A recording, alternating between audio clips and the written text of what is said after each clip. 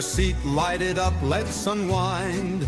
Kevin and Kerr bringing topics of all kinds, from cigars to sports, family and more. Everyday stories you'll want to explore. So take a puff or ponder away. Join the talk, it's the highlight of your day. Puff and ponder where the sparks ignite. Conversations blazing day or night. Tune in now, let the stories take flight. It's the Puff and Ponder podcast, where we get it right. From fast cars to last night's game, family laughs or today's big name. We've got the topics, we've got the vibe. Stay tuned in and enjoy the ride. So lean back, relax, take a break. Kevin and Kerr got the chat you'll appreciate. Puff and Ponder, the show that's great, where conversations ignite. Don't hesitate. What's going on, everybody? Welcome to another Puff and Ponder podcast, where conversations ignite. Kevin, Kerr, what's up, everybody? Welcome. I need a cigar. I took only got like one in today. Then I took a late nap or an early nap. Yeah. Yeah. What do you? Yeah, I was a walking zombie today. What are you smoking, Kerr? I don't know yet. I got a bundle. We got these bundle cigars. They're really great. We get them from the Wolf Pack Cigar Club. They're real good guys. But I was showing you earlier. I got these. I got to send you one of these. This is a freaking great cigar, man. From Asylum. Oh yeah. I found these up at Cardic's place, plus a plethora of stuff from James at Sinistro. But yeah, I think I'm just probably gonna smoke this regular old Robusto bundle. All right. I'm gonna. Have you had? I know I sent you. This is the new Sarzatus from J.C. Newman. Did you smoke that yet? Jen and I both liked it. The Sarzatus from J.C. Newman. Enough flavor in it to kind of capture it, your attention. Enough sweetness, but as you're smoking it, you almost don't feel like you're smoking a cigar that would be a traditional infused, but the smoke that it puts off around you is very aromatic. Yes. I was going to say it's very reminiscent of like when someone's smoking a pipe in the room with you. Yep. And you smell that smoke, because there are a lot of non-traditional cigars that you can taste, but like the room doesn't fill up with that aroma at all. Right. It's just regular smoke. This is the opposite. It doesn't taste as it doesn't taste like it's flavored or infused, as it still has a little, that vanilla flavor to it, but the smoke that it puts off is incredibly rich. Yeah, very, very, very pleasant. Mm-hmm. So I'm really happy. I did the review on this last week, and actually after I was done with the review, I lit up another one, and I'm like, I really need to try that again. I mean, it got a good review on it, but I don't know. I like it, and I like the story behind it too, and that's what helps. It's like a 100-year-old brand that that they reproduced, and it's just that's what helps when you got a good story behind it. Yeah. It was really impressive, really good in flavor. That's it. You'd mentioned Sinistro, so I finally Gerard I cannot pronounce his last name, but from Mardo Cigar. We've had him on the show. He's a good guy. They finally released the Jury of Six today, and I've been so excited to show everybody this cool cigar case that I designed and 3D printed. It was. This was our most complicated build that we have done yet, and a cool snap-off lid. Holds like 10 cigars or so, room for a Boveda pack. It actually looks like a revolver, and you can't see it, but around each where the bullets would be, the rounds would be where it says Sinistro and Mardo. Yes, the rounds. You made fun of them. I called them bullets one time. Yeah, they're rounds. They're bullets when they come out of the gun. That's it. But yeah, so so Sinistro on one side, Marto on the other. Super cool. It took us probably took a month of back and forth and design work with that. And that's definitely opened up a good relationship with Sinistro. We're doing a ton of stuff for them. Yeah. They got a new cigar box that's coming out that I'm designing. That's fucking amazing. Yeah. It's I think James is now, and other people that I've worked with, multiple times, they learn the limitations of 3D printing.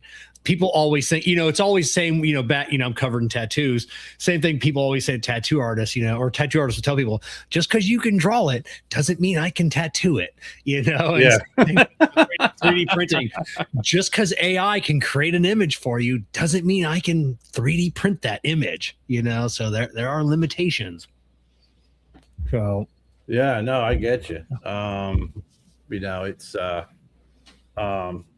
we were up at Cardick's place, and I was messaging James, showing some pictures of some of the stuff we were smoking, and he shared with me some information on that project that you guys are working on, and that is going to be super cool, man. I'm excited about that.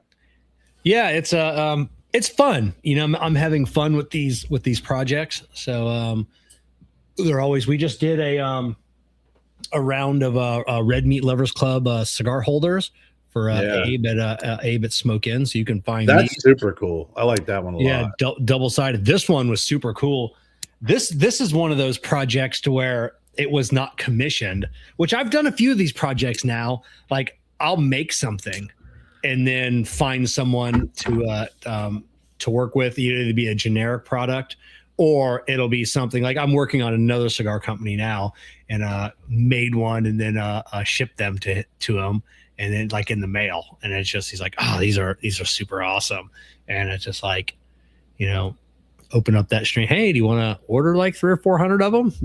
That's cool. So, but yeah, I mean, it's just nice. And just have those relationships where I can do that. So it is. And you do good work. I mean, I think that's the most important thing is, you get a good reputation. We talk about all those local companies that we try and get to even some national companies, but you try and get these local companies and folks to work with you, and you got to pretty much kiss their ass, and then they just blow you off. And it's like, well, that's how you lose business quickly. You can lose business right from the beginning, just based off of your, how you're engaging on, with these things. So I think, with the work that you do, you take a lot of pride in it, and you put a lot of effort, good effort into it. And that's the kind of stuff that will get you, get your business, get these folks to trust in you to hire you. That's it. And it's from what you said, you and I have complained about local businesses that you can't get to do any work. And that's always in the back of my head. And if I cannot take on a project, I tell people, I'm like, I don't have time, or I've now worked with some people that don't understand that my time is worth money, and they don't understand why, like a design fee, would be, like I can't give them a price on a design fee. Like, well, how much is this going to cost me? I don't know. It depends on how many, you don't have an idea, or all you have is an idea. You don't even have a sketch. So now I have to work. We have to go back and forth. I got to try and come up with something and then print something. And then if you like it, we can go from there.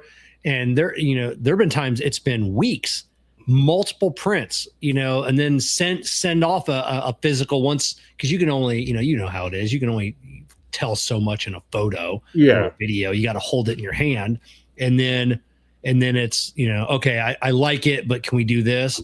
Next thing you know, it's like $300. Oh, wow. Why was it so much? My design guy, he had $100 into it. I've got, $30 into, prints. I got $20 into shipping. Next thing you know, so those several people I don't work with anymore. I just say I'm busy. They're not going to see it. They're not going to see this, but I'm like, I'm busy. I'm busy for a few months. Get back to me later. It's like, I'm not doing this. Maybe they do need to see this. Maybe they need to, Yeah. It is funny though, when, like you said, when you're trying to get, especially when you're trying to get someone, local, and we always support local. I mean, we do. Yeah. I always said that, it's that's why, if you're a local cigar shop, and you have, and I'm partial to this, but if you have a local cigar brand and they want to be they request they want to be in your shop, if you don't put them in your shop, then how the hell can you stand there and ask people to support local brick and mortar? I'm going to go one step further. Kind of a fucking hypocrite, man. Go one step further. If you own a cigar shop and there's a local cigar company that is like literally in your same town, and if you don't put them in your shop and you don't put them front and center with some kind of signage, exactly.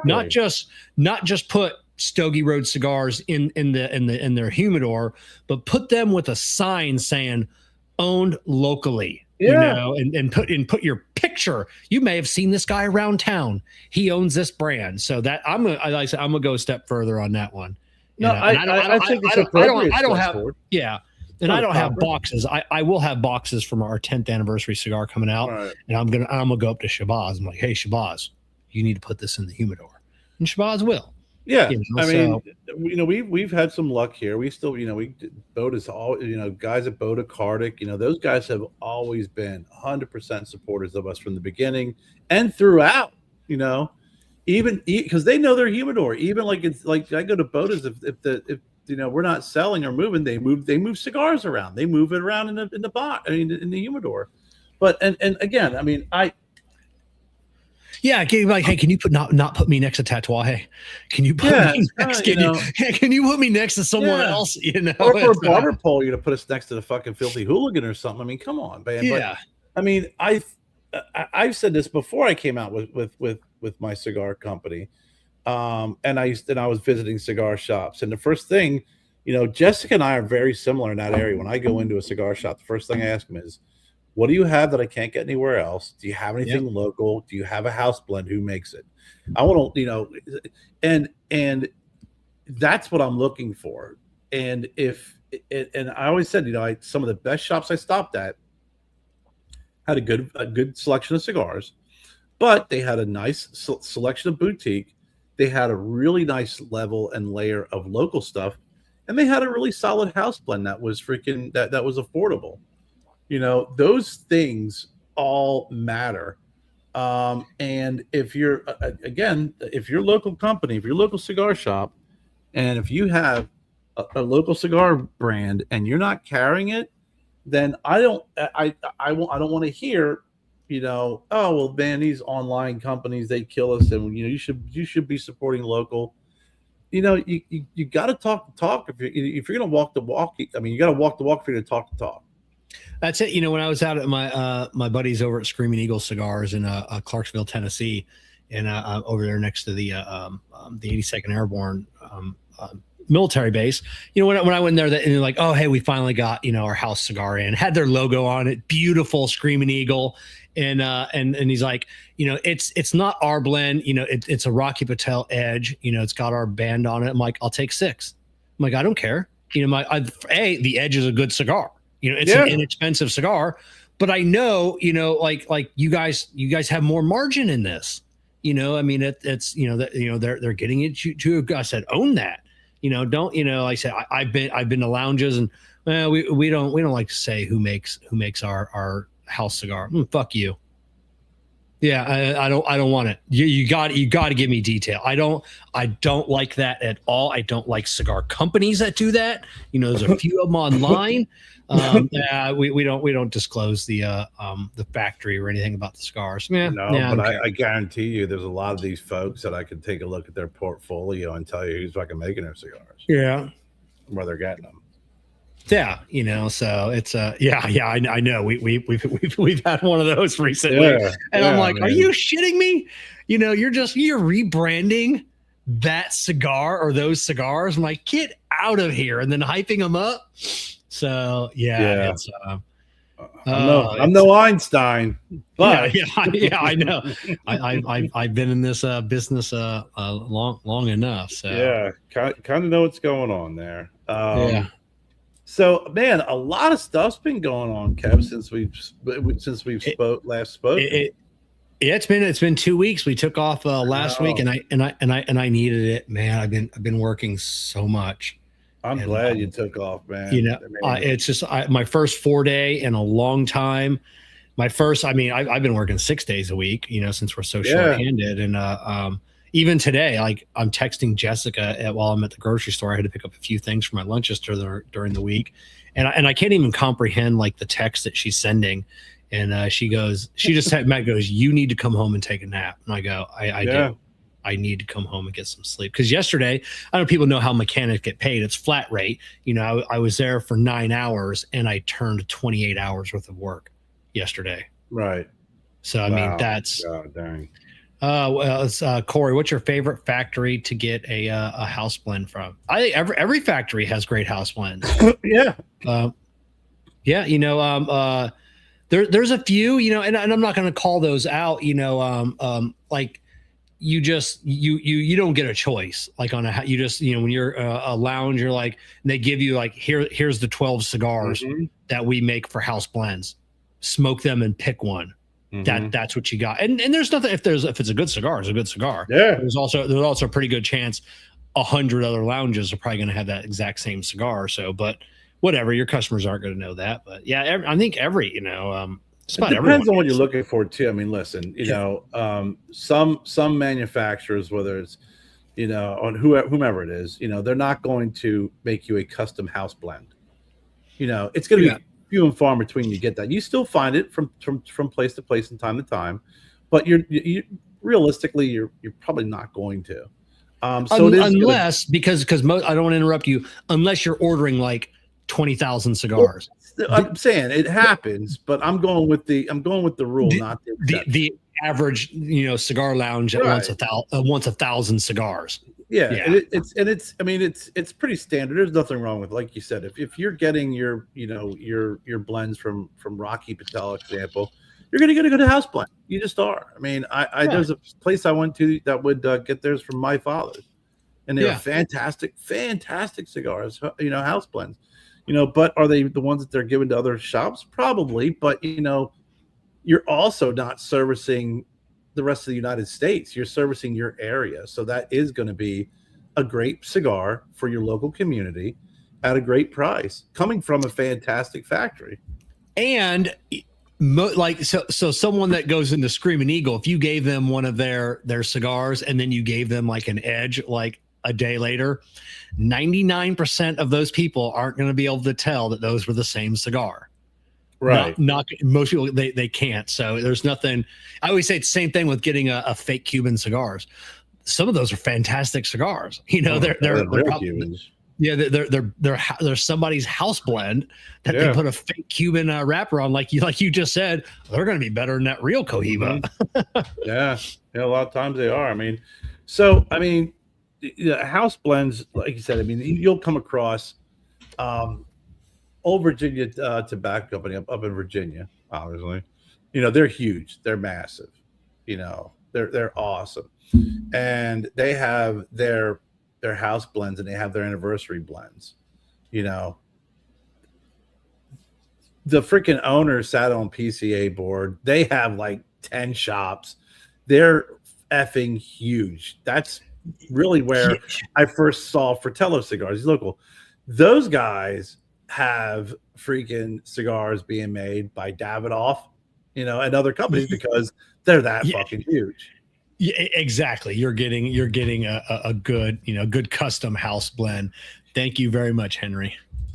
Yeah, and and they get it. They have a couple different house blends from different manufacturers, and but going back to what we said earlier, it's like one of the things I'm working on something here. I'm trying to see how I can help out, a local company, but if you're not willing to help and support another local brand, then don't look for someone to support you. Yeah. Because you're not going to get it, that's my rant on local business. But I was saying, so yesterday would have been my dad's 85th birthday. Oh, right on. Yeah. So, but I did wake up at early, and the U.S. hockey team played yesterday. Yeah, that was bright and early. Hey, I didn't look at where were they playing? Are they in Italy. Japan? Italy. Oh, Italy. Yeah. Okay, I thought I heard someone say Japan, and I'm like, well, that doesn't Italy's sound right at all. Italy's the boot under Europe, Kev. Yeah, Okay, I I just know. want to. Okay, I'm just making sure. I know how. You know why? You know why Italy's shaped like a boot? Because they can't fit that much shit into a sneaker. That's what an old Italian guy used to tell me that same joke. That's fucking great. But yeah, okay. But so I didn't know. I didn't know it was in Italy, Milan. It was, and it was all the hype building up to it from the games, Canadians versus the United States. Yeah. You recall when they had the I can't remember what the hell they were, the I can't remember the when the Canadians beat them. Yeah. Yeah. Well, the World Games or something like that. Something like when and they had the fights, like 3 fights, broke out. I mean, just whatever. So, huh? 4 Nations. I said the 4 Nations tournament. Didn't they boo our national anthem too? Yeah, they booed our national anthem. So, so this was a big game, big game, and it was at 8:00 in the morning. And I know you don't call these guys athletes, but that's for another conversation. The first period, I sat in the lounge smoking a big Tony, watching the game, and the U.S. went up 1-0. Second period came on, and we were watching it, and Jen's dad came over to watch the game with us. So he was in the house with Jennifer. So he came out to ask me a question and then sits down. And I go, Pop, I'm not superstitious. I'm a little stitious. But I'm telling you right now, if Canada scores, I'm kicking you out. I'm the same way, bro. Guess what happened? Yeah. Canada looked fucking crazy good. And they scored. And I looked at them, I said, gotta go. Yeah. So they sat out for the third period. He walked in the house, looked at Jenny, goes, Kerry kicked me out. Kerry kicked me out. So sat and watched the third period. And then after the third period, Jen and Pop came out and watched overtime. Yeah. And that was fucking awesome. February 22nd, my dad would have been 85. U.S. winning gold since 1980. It was actually the anniversary of the Miracle on Ice when we beat the Russians. That's what they said. Yeah, they didn't win the gold when they beat the Russians. That was just a big monumentous occasion. They ended up beating Finland for gold that year, but still, there was one of the guys who was a very good friend and teammate with a number of these guys, was killed while biking by a drunk driver last year, him and his brother, the day before his sister's wedding. Oh, wow. And he would have been on the team if that wouldn't have happened, obviously. During when they were celebrating, they went over and grabbed his kids. I saw that. Yeah, was holding up his jersey, and it was his son's birthday that day too. Get out. So yeah, I mean, wow. So after all this victory, they're handing out the freaking the medals, right? And you can see Canada's none too happy about it, right? Not like the other women that got the stuffed animal. Yeah. Well, they got dude. That's what I'm getting at. So they're given they got the medals, and all of a sudden I'm like, what the fuck are they giving out? They're giving out plushies. And I didn't see that. I thought that was just for the women. No, it was for everybody. No. Everybody. Oh. It was yeah. Oh, dude. You got to stand there as a grown man. And a grown man, freaking Nathan McKinnon, who has been bitching up a storm, freaking whining bitch. The look on his face when he got this freaking plushie and he looked at it was priceless. It's like, if you win gold and you get that, you're probably like, yeah, I get to give this to my kid or my aunt or my nephew or my niece or my neighbor's kid, or, oh my gosh, this is cool. When you win silver, you're like, what the hell the looks on their Kevin. You got to get that photo, and then people can screenshot other things. You could screenshot an acid Cuba in his hand. Just the look of it. And I saw it as they were going through. I start laughing. I hit pause and I rewound. I go, look at his face, and he was just disgusted. I mean, just disgusted with it, and it was noticeably like irritated. And then the shit start talking, oh yeah, the better team, didn't win, and then they start pissing and moaning about the 3-on-3, which actually was news to me. So normally in a hockey game, I was reading about that. You play a period, sometimes, I mean, depends on the game. You just play until someone wins, but they'll play, then they'll do a shootout, right? Sometimes you go to 4-on-4, whatever the case may be. So the U.S. the Olympics, 3-on-3. You play 3-on-3. Yeah, and they fucking pissed and moaned about that. And I'm thinking, first of all, the way the Canadians play, the 3-on-3 favored them. They're fast, they're sharp, they're aggressive, they're freaking. I've never seen a team dominate in a game. And thank God that goaltender for the for the U.S. The men's Olympic team was out of his mind. He freaking 41 saves, Kevin. 41 saves. Yeah. No, I got a question on that because I don't know. I'm assuming it's like basketball. So those guys have never played together, right? This wasn't a team that went. These are all different guys that have never played. Okay, that have never played. Some of them played juniors together, or some of them played together. I mean, they were not a team. They know playing against each other. Some of these guys played juniors together, some played college together, some played on the same teams, or whatever. So yeah, it was I wonder what the like the practicing schedule like that is, like how far in advance these guys are getting together.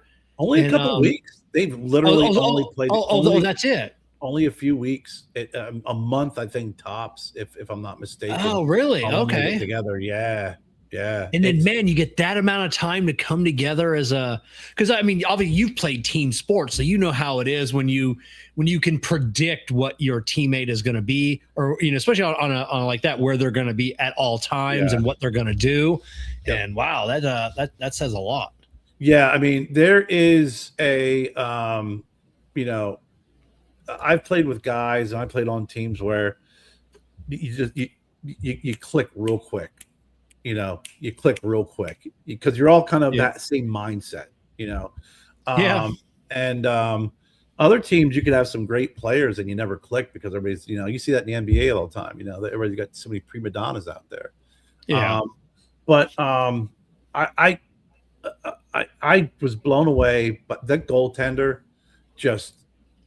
Kevin, that dude he made a save that, well, first of all, he made a save that was literally saved the puck, and then when the guy went to stuff it, just reached around with his stick and just.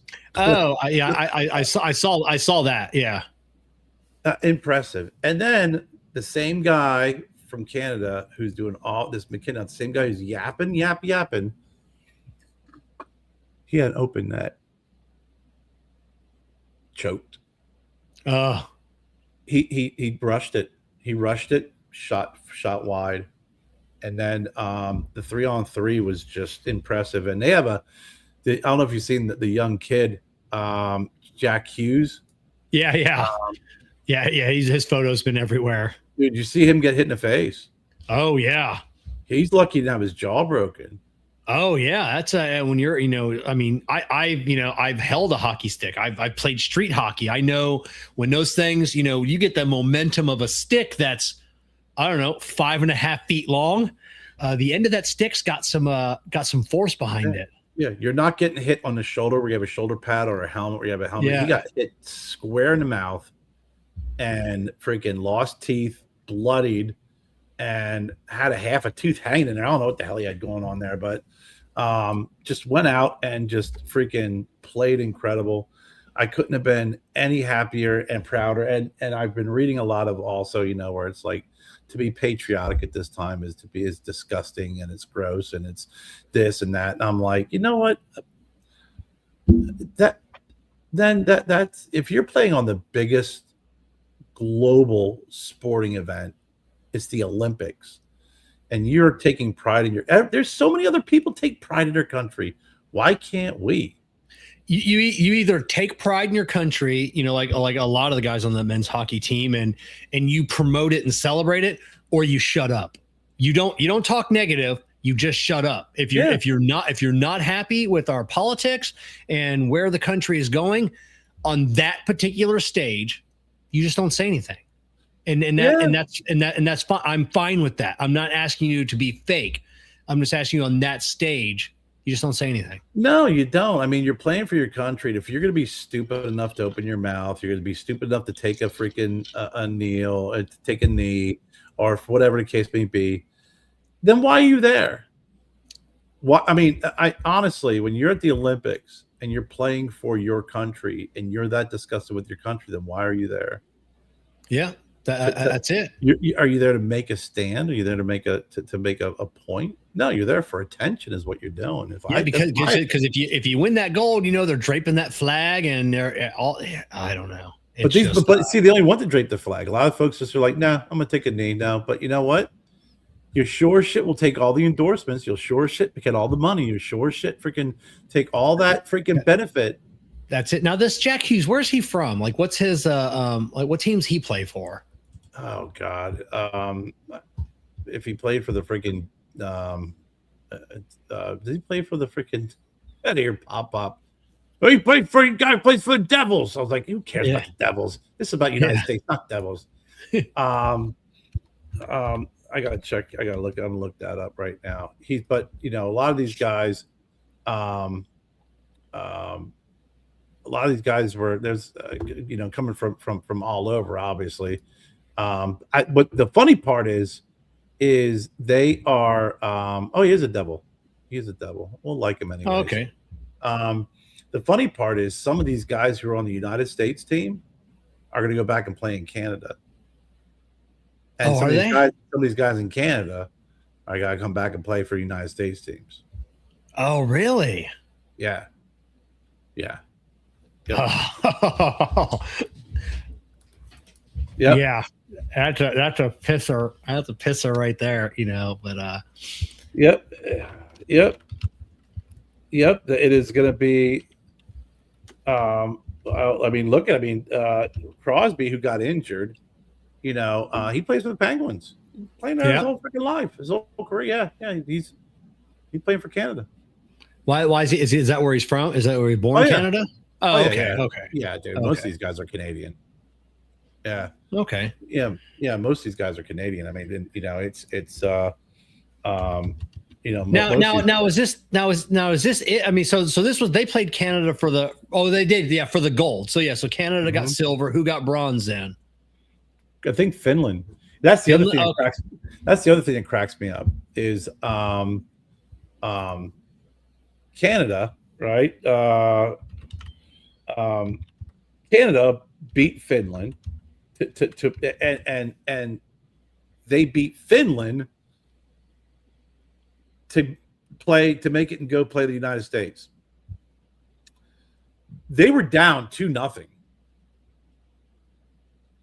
And or 1-0. It was like, no, was it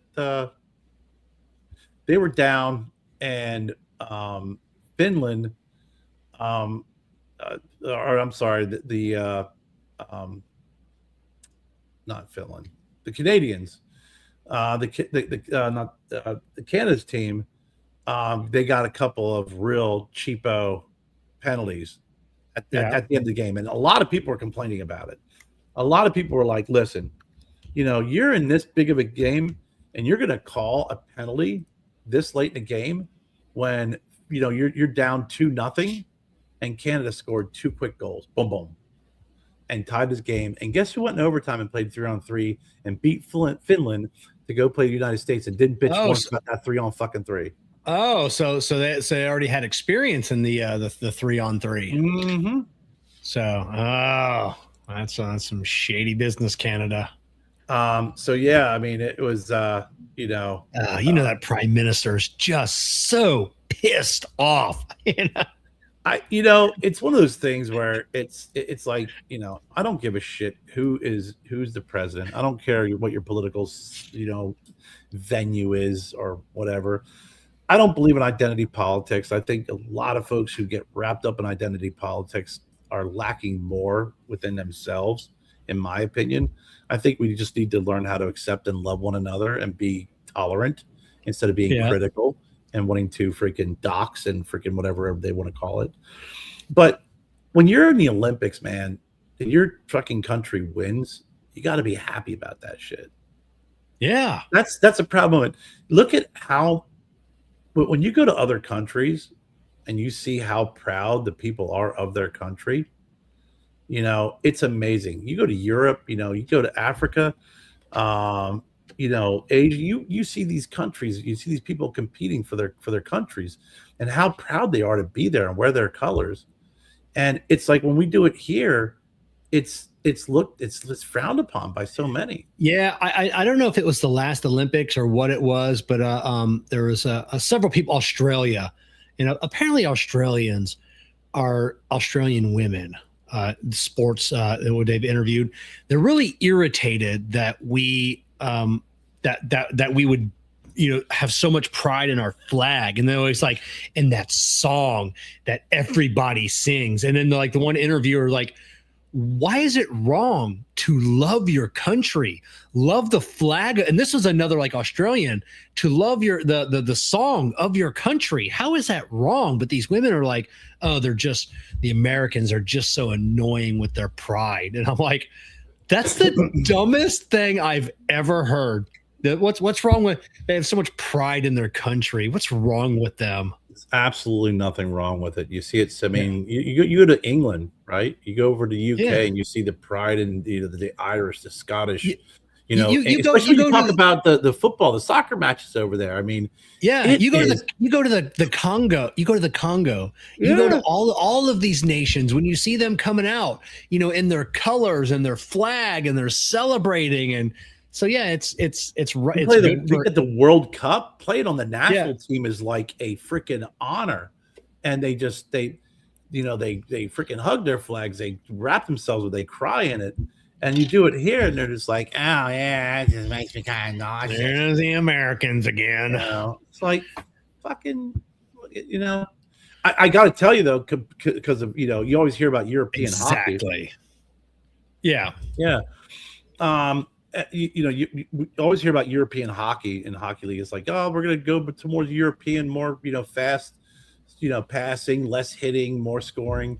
And I'm like, I don't know, man, North America is pretty freaking tough. The United States and Canada, that's I wonder if they're like when they get hit or something, like, what the hell was that? It's like a guy come flying and check into the glass or something, and it's like, hey, we don't do that. That hurt. I don't know. You ever want to see something that's really comical? Is you get on YouTube and you take a look at the 70s when the Russians were touring the United States, playing teams, professional teams, because it's the same thing back in 1980. They were professional athletes, and we weren't allowed to have professional athletes in the Olympics. We were all amateurs. Yeah. So in 1980, when you had men hockey professional been playing, you talk about, hey, when did they get the team together? Oh, like a month ago. These guys have been playing for like 20 years together, 10 years together, right? So they're grown men coming in and playing a bunch of freaking college guys who just got together a month ago, and they're playing against them. So the Red Army, the team, came to the United States and they played the Flyers back during the Broad Street Bully days. Yeah. It did not end well for the freaking Russians at all. No. They left. They left in the middle of the game. They were getting hit. Oh my God, the freaking Flyers beat the living crap out of them because they were always this big red machine and bullying and they came into Philly and the Flyers just knocked the living shit out of them. Oh and man. and they like they were gone. I think they said we're done, and they walked out. They were gone for like 10 minutes, and then came back and finished the game. But it was an ugly game. It was a lot of physicality. That's awesome. And they lost. So they went back to Russia bruised and battered after that game. It was pretty fun. But yeah, if you ever take a look at that, the Russians versus the Flyers in the 70s, it was full on hype Broad Street bullies. And you're gonna have the city of brotherly love with the Broad Street bullies. You're gonna have Russia come in there in the 70s. It was just ugly. Oh man. Ugly. So and what's funny is I don't watch the Summer Olympics. I'm not a big Summer Olympics guy. I'm not. Yeah. I can't. And the Winter Olympics, I just like hockey. I love hockey. Yeah. I watch as much hockey as I can. Let's throw some bobsleds on there. We've seen some Germans going down the bobsled team that, they were just freaking dominant. I don't know, whatever women in the tights that the cameraman is following, that's the ones I'll change the recaps. So you like that one too? I like watching the women's hockey team was pretty fucking awesome. I love watching hockey, women's hockey, men's hockey. Fantastic. I like I'm not gonna lie, I like the figure skating. I think it's like the couples. I think that some of the choreographed things that they do, I'm like, you can do that on ice? Like how the hell do they do that? Like I think they're more athletes than hockey players, but that's okay. Kevin. Now you're just backpedaling. But I mean, I think the women's hockey team, they won gold too. They beat Canada. Yeah, not your men and your women got your ass. I know. Like I said, just all of Canada right now. Trump texted the prime minister. He did. He had to get that in. So it's a little zinger. Yeah, he had to. I mean, listen, everybody's losing their mind too, because if you watched some of the clips of them celebrating, Kash Patel was in the locker room chugging beers, celebrating with them. Was he? Get out! Fucking go! That's the head of the FBI chugging a beer. That's awesome. It's like, gosh, I hope he's not on. Hope he's not working right now. Yeah, hope he's off duty. Yeah. Oh man, everybody lost their mind now. Everybody lost their mind over that. Johnny Gaudreau was the name of the kid who got killed. Oh yeah. Sad. Yeah, I saw the jersey. Yeah.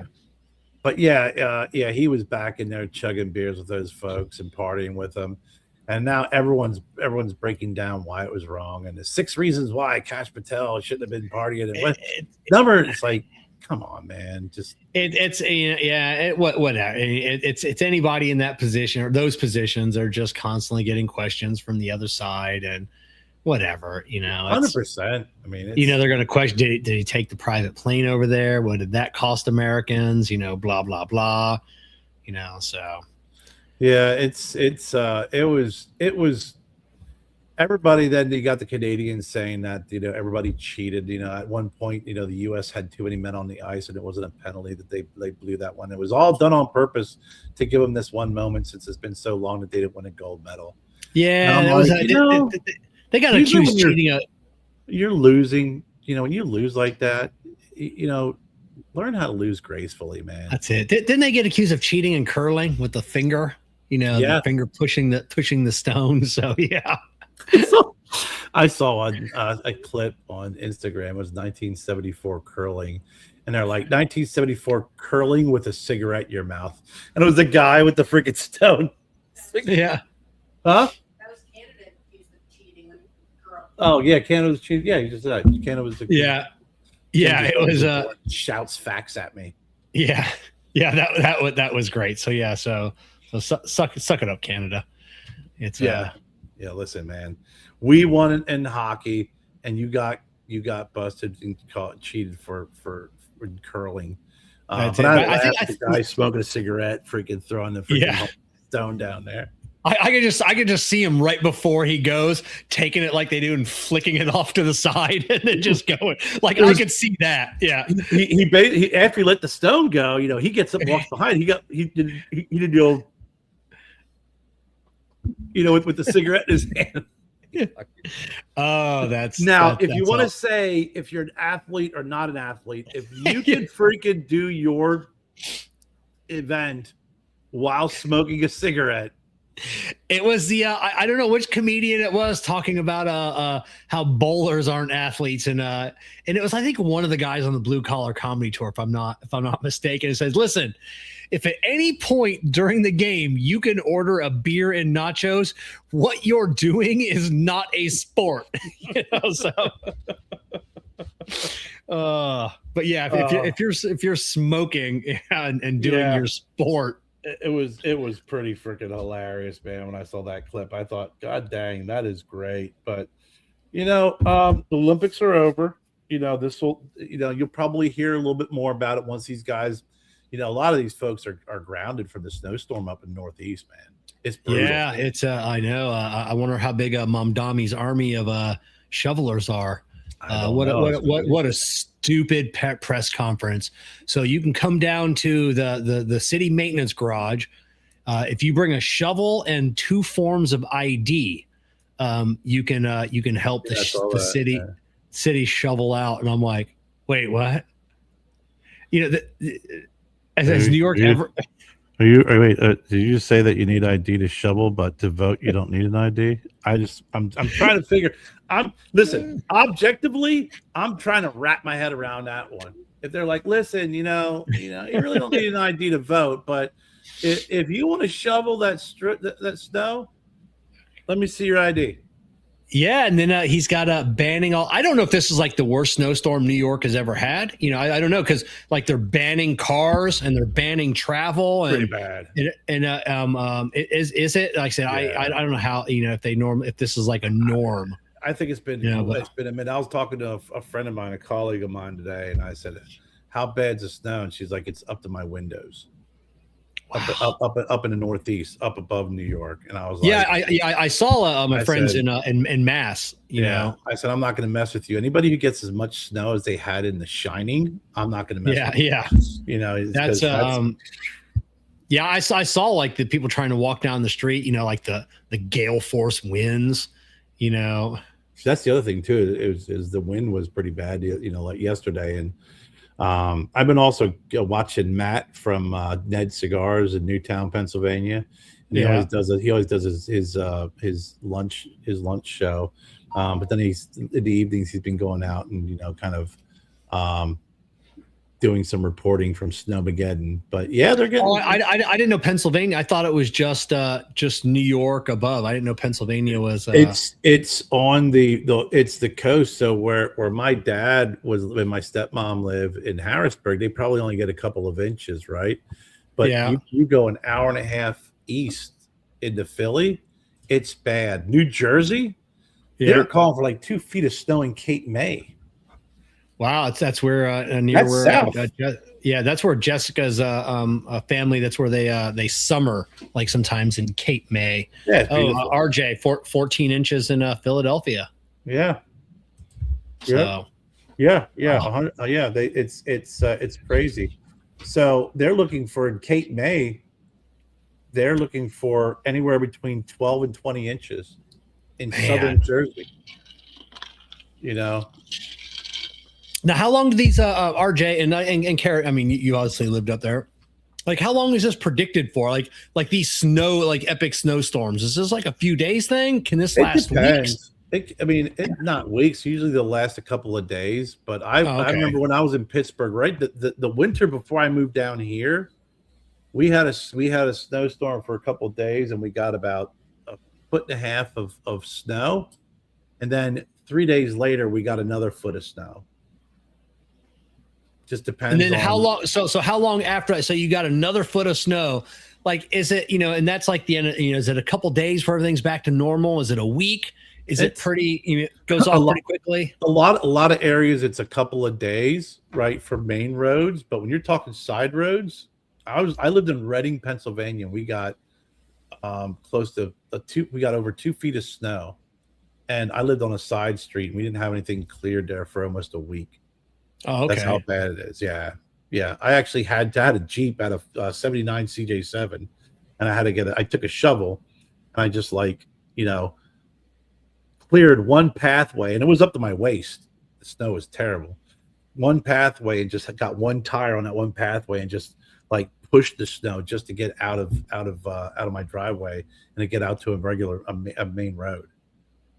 Yeah, I've seen people trying to shovel these snow drifts, just to get out of their cars from where, it's just pushed up and it's like 6 feet high in front of their driveway, after they cleared the road. And when the wind's bad like that, I worked in Pottstown at the time, and we had our office was kind of like one of those freaking like really big shacks they just kind of drop, one story, big roof.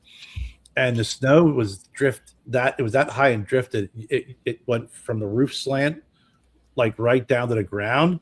It just all looked like one. And we had cars that were buried under snow from the snow drift.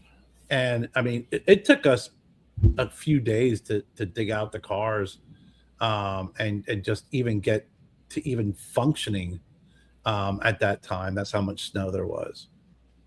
That's why I like here. Like the other day, like a couple of weeks ago when we got our snowstorm, I don't know, we got maybe like 6 inches, 4 inches, 5 inches, something like that. A day later, it was, the roads were clear as melted. Wow. Within 3 days, it was like, couldn't tell. Yeah. RJ said that the snow just melted from the January storm. Oh, yeah, God. That's the thing too. Is it's during the day when the sunlight comes out up north, it melts it, but then at night it freezes again. So it's just snow on top of ice on top of ice on top of snow, and it just compounds, and it's horrible. It's the worst. I mean, I'm a really good driver in the snow. Nobody can drive with ice, man. It's next to impossible unless you got like spikes on your freaking tires. It's pretty bad. So yeah, I mean, and if you get snowfall like they had up in Northeast, and if it doesn't warm up, yeah, you're gonna be stuck in that snow for a while. Man, brutal. Yep. Yeah, we had a little cold front move through today. It was like in the 50s and super windy. Yeah. I just stayed inside. I had to go to the grocery store. That was it. I didn't have to shovel anything to get out to go to the store. RJ. Yeah, I think at one point everybody just gets done with the snow. I know my dad when him and my mom decided to leave Ohio, and he'd said like he'll never, like they left, like I'll never shovel snow again. Yep. I'm never doing this again, and he hasn't. When I moved down here, I sold my snowblower. That was the happiest day of my life. It was like snowblowers are like boats. You ever hear a boat owner? They're like, the best day of my life was when I bought my boat, and the best day was when I sold it. Same thing with snowblowers. And since we've been down here, the accumulation in the snowstorms and the amount of times the snow has fallen down here has not been that great. And if I can remove it with a broom, I don't consider it accumulation. Yeah. I mean, I've had to use shovel here and there, but it's nothing compared to what we had up north. And thank God. And honestly, probably in the next 10 years or 5 years or whatever, if I can move further south and get even warmer, I would. Because if I want to see snow, I'll watch it on TV. I'll watch it. Social media is fantastic. I can watch and see how many people are suffering from the snowstorms, because I don't dig it, man. 40 years of my life up in that Northeast, living that way. And it was fun when I was in college. I was explaining to my niece, probably really bad fucking like role model here, and my son, but they're like, it's snowing now. I'm like, this is the best time to go out. They're like, what? I'm like, when I was in college and I was home for like a winter break, and it would snow, I had a Jeep, 4-wheel drive. My buddy had a four-wheel drive pickup truck. We'd pile up in our vehicles. We'd get a case of beer, and we'd drive. No one else is out there on the road. The cops back then didn't have freaking SUVs. All they had were Crown Vics. So that's like a freaking sled. I said, so we just drove around, and that's what we did. Yeah, cops down here don't like getting out in the rain. when it's like raining sideways. It's like, yeah, you can go just a little faster. I mean, you shouldn't go a little faster, but I trust my tires, my Bridgestone Alenza tires, cigar prop approved because I work for Bridgestone. But yeah, you just go a little bit faster because you know the cops are not going to stop you. Yeah, no one's out on the road. If you see a cop sitting there, you drive by, it's like by the time they can even get out of their parking spot, I'm already freaking a half a mile away. That's it. We used to pull sleds to the bars and bring back beer to the party. When I lived up in Pottsville with my brother and my sister-in-law, I was working up there, and Pottsville is where they make Yingling. And it gets pretty snowy up there too. Hucklebucks was the bar downtown Pottsville. When it snowed, you can see all the snowmobiles or snow machines, as they call them, parked out in front of the freaking bar. They'd open up the bar and they'd be drinking and sitting there in their snowmobiles. So yeah, I mean, I've always wanted to ride one. You know, I'm assuming it's a lot like a jet ski, but obviously different. But I think that'd be fun to be on a snowmobile. It is. I mean, the one thing with jet skis, though, versus a snowmobile is I think you have a lot more forgiveness with jet skis if you screw up. Yes. Not in a snowmobile. You know, yeah, you got to be pretty careful on those things. But yeah, I mean, I've driven one and have ridden on them, and they're a lot of fun. But man, when it snows, it was like that's how people got around. That's how they got to the bars. But yeah, you know, it was in the 30s today. You know, yeah. I'll complain about the cold weather and stuff like that, but at least I can walk outside and freaking grab my mail and not worry about freaking throwing on the freaking pair of boots and, you know, slipping on ice and shit. Yeah, that's it. And if you need to go to the store, you can still go to the, you know, and grab a gallon of milk. Yeah, I'm got a little cold. That's about it. Yeah. That's about it. That's it. So Kevin, I got to ask you. Yeah, go ahead. No, go ahead. No, go ahead. No, you're up. I got to ask you, because you mentioned this, and I don't know a lot about it. I did read a little bit about it. We always have to pivot our show into the world of UFOs. Yes. Getting closer. That's where I was going. Did you watch the new Y-Files podcast with Chris? I've only watched a little bit of it. September. Care's happening. Which was this Chris Bobo or Chris? What is? Chris that had the Chris Bledsoe, I believe. The one that had the alien encounter down by the river with his friends. Oh yeah, I just got to the point where he was talking about him seeing the freaking UFOs for the first time and turning and running and then being confronted. I haven't got about as far as I got. Yeah, I've always wanted to go to one of his events that people, because he'll get hundreds. You listen to the story going to Cardiff. Yeah. Yeah, sorry. Jen was telling me. Yeah, I made Jen listen to that story going to Cardiff's place. Yeah, it was because he'll get these events together with hundreds of people, and like he says like this little prayer, and it's on film, and these orbs just start appearing, and it happens all the time. And he's got people from NASA, the CIA, ex-CIA, like top. I mean. This guy's like this guy. I gotta. I mean, and it's just it's film. People, hundreds of people at the same time, like nothing, and then all of a sudden, all of these orbs start appearing and flying around, and you can't debunk even AJ, you know, and all these other people. Like you can try and debunk his story, you know, going back. Yeah. You cannot debunk when hundreds of people get together and they're all start seeing these strange orbs come out of the blue and start moving around like that. That cannot be debunked. So there's something going on with this story. But Trump signing the executive order to release the UFO files. So that happened. That's what I was asking about because I haven't really read up on it. Yeah, so that happened, and then he called out Obama because Obama did, and I don't know. I believe this was recent where Obama said that there is life. But then like he had to backtrack, like circle back and say, I meant there's like life in general in the universe. And then Trump came out and was like, hey, he's giving away state secrets here. And they're like, wait, what? It's real? The state secrets is that, Yeah. you know, so now people are like, what is going on? Like Trump is saying that, yeah, Trump's saying he's giving away state secrets. Yeah, so that's and there's a couple of guys that have come out, you know, that work with the CIA, the DOD, and they've said we would like an executive order getting rid of our NDA, you know, because there are things that we cannot talk about. And they're saying, please, can someone get through to Trump?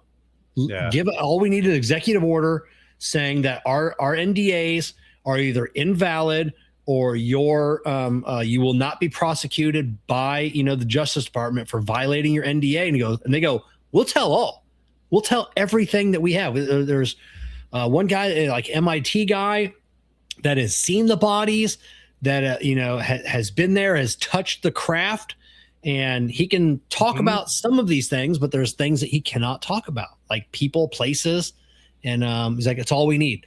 Or he's like, both the guy's like, it's all we need. We need an executive order. Please just, you know, release our NDA. Yeah, no, yeah. Obama said that President Obama said that they're real, but he hasn't seen them, is what he said on the podcast. And he said he made the comment in spirit of the speed round of questions, adding statistically its chances, adding that it was statistically possible of life being out there, but saw no evidence while president. So he definitely. I've seen his interview, and I've seen him comment and talk about that. And he was speed round. He gave it some thought, and I think he did an oopsie there, and he's backpedaling a little bit. Yeah. So, but yeah, Chris says the lady in white who the Vatican has been in touch with him, that believes that he is seeing the Virgin Mary, but says that the lady in white told him that when the white star of Regulus appears red on the horizon, that will be the new dawn of or the dawn of a new age or something. And so all the astrologers or astrophysics, whatever, has said that in September or October, that the star of Regulus will appear on the horizon above the Sphinx. And if the weather conditions are correct, and there's like a sandstorm or whatever, the star will appear to be red instead of. There's an if in there. Yeah. There's an if in there. But it is going to appear. Yeah. Over the Sphinx, and if it turns red, if it's shown as red, that's when the lady in white says it'll be the dawn of new age. Hey, let me ask you this: Do you believe in they talk about the different species? I mean, you hear the little grays and the tall grays.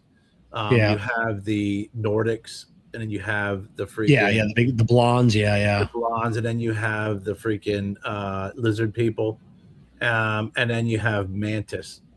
Yeah, and then you have Bigfoot. They say Bigfoot's another race. So right, but do you believe that those are all like? Yeah, you believe in all of that, you know, because you listen to some of these folks talk, and some of them will be very like the whole thing was that down in Central America, was it South America? Yeah, where they had the little red-eyed alien. Yeah, in Virginia, yeah. So I mean, they said there's different species, and those are always the ones that I always hear about: little grays, big grays, lizard people, mantis people, and Nordics. Yeah, I mean, it only makes sense that there would be. I mean, it's the same with like Men in Black. You know, it only makes sense that there would be, countless variations of, whatever how you're adapted to the environment that you're in. That's what they say is so weird about us humans, is that we're not adapted to live on Earth. That's why we believe we may have come from Venus. When Venus was more, because Venus is was Earth's twin, back in the day. So with the atmosphere and everything else, like we're more suited to live on Venus than we are Earth, because we're a little too fragile for Earth, but we'd fit right in on Venus. So interesting. But yeah, with less gravity, we would be taller, thinner, more gravity, obviously shorter. So it makes sense, that there'd be a plethora of different styles of races, out there, and it makes sense that like the grays, that you can't tell if they're men or women, but you're given a million years, if they say some of these, races that, you give the human population a million years from now, like where would we be at technologically, and it's not unfathomable to think that some of these, beings, have had a million years on us, and kind of eventually y'all morph into the same looking thing. Yeah, it's interesting. Now, do you think that they're actual alien races, or do you believe that, that's because a lot of commentary or beliefs around UFOs are they're interdimensional, that time is occurring at the same time, the present, the past, and the future, and that, that it's all about sound waves, and someone could be in a submarine or something in their part of the universe, and if they tune into the same sound waves here, whoop, they show them appear, and then whoop, they disappear. That's why they move so quickly. Or do you believe that that these craft do distort, gravity like they say they do, and that's how they can maneuver without killing the pilots? I think I can wrap my head around that more than I can wrap my head around being an interdimensional being. Like I've seen so many art, and I still can't, I don't think I'm smart enough to grasp that concept of moving in and out. Like right here, right now in my same space is another dimension. I don't know. It's hard for me to wrap my head around it. I think it's easier to believe that these are beings from another, like I said, look where we've gone in the last 150 years. Give us another million years, and what we can accomplish, traveling through space, and time. I don't find it hard to believe that they've mastered the distance between stars. No. I mean, especially if you have the ability to, wormholes and shorten distances, and and manipulating gravity. That's why when we say it defies the law of physics, it defies the law of physics that we know. Yeah. I mean, we today in 2025 are defying the laws of physics of the 1805. Like things that we didn't, like they thought at one time, if you traveled above 85 miles an hour, your face would peel off. Like there's no human that can go that fast. That's insane. It's like what? Yeah. So what was that one movie? Was the Manhattan Project, when they've talked about them trying to teleport their ships and stuff, but in the movie they teleported a ship back, like it's filmed in the 80s. And you're talking about the Philadelphia experiment? Philadelphia experiment, yeah, and not Manhattan Project, the bomb. Yeah, where the guys were World War II. The shift. Yeah. Yeah, but in the movie, they went back to World War II, back to 19.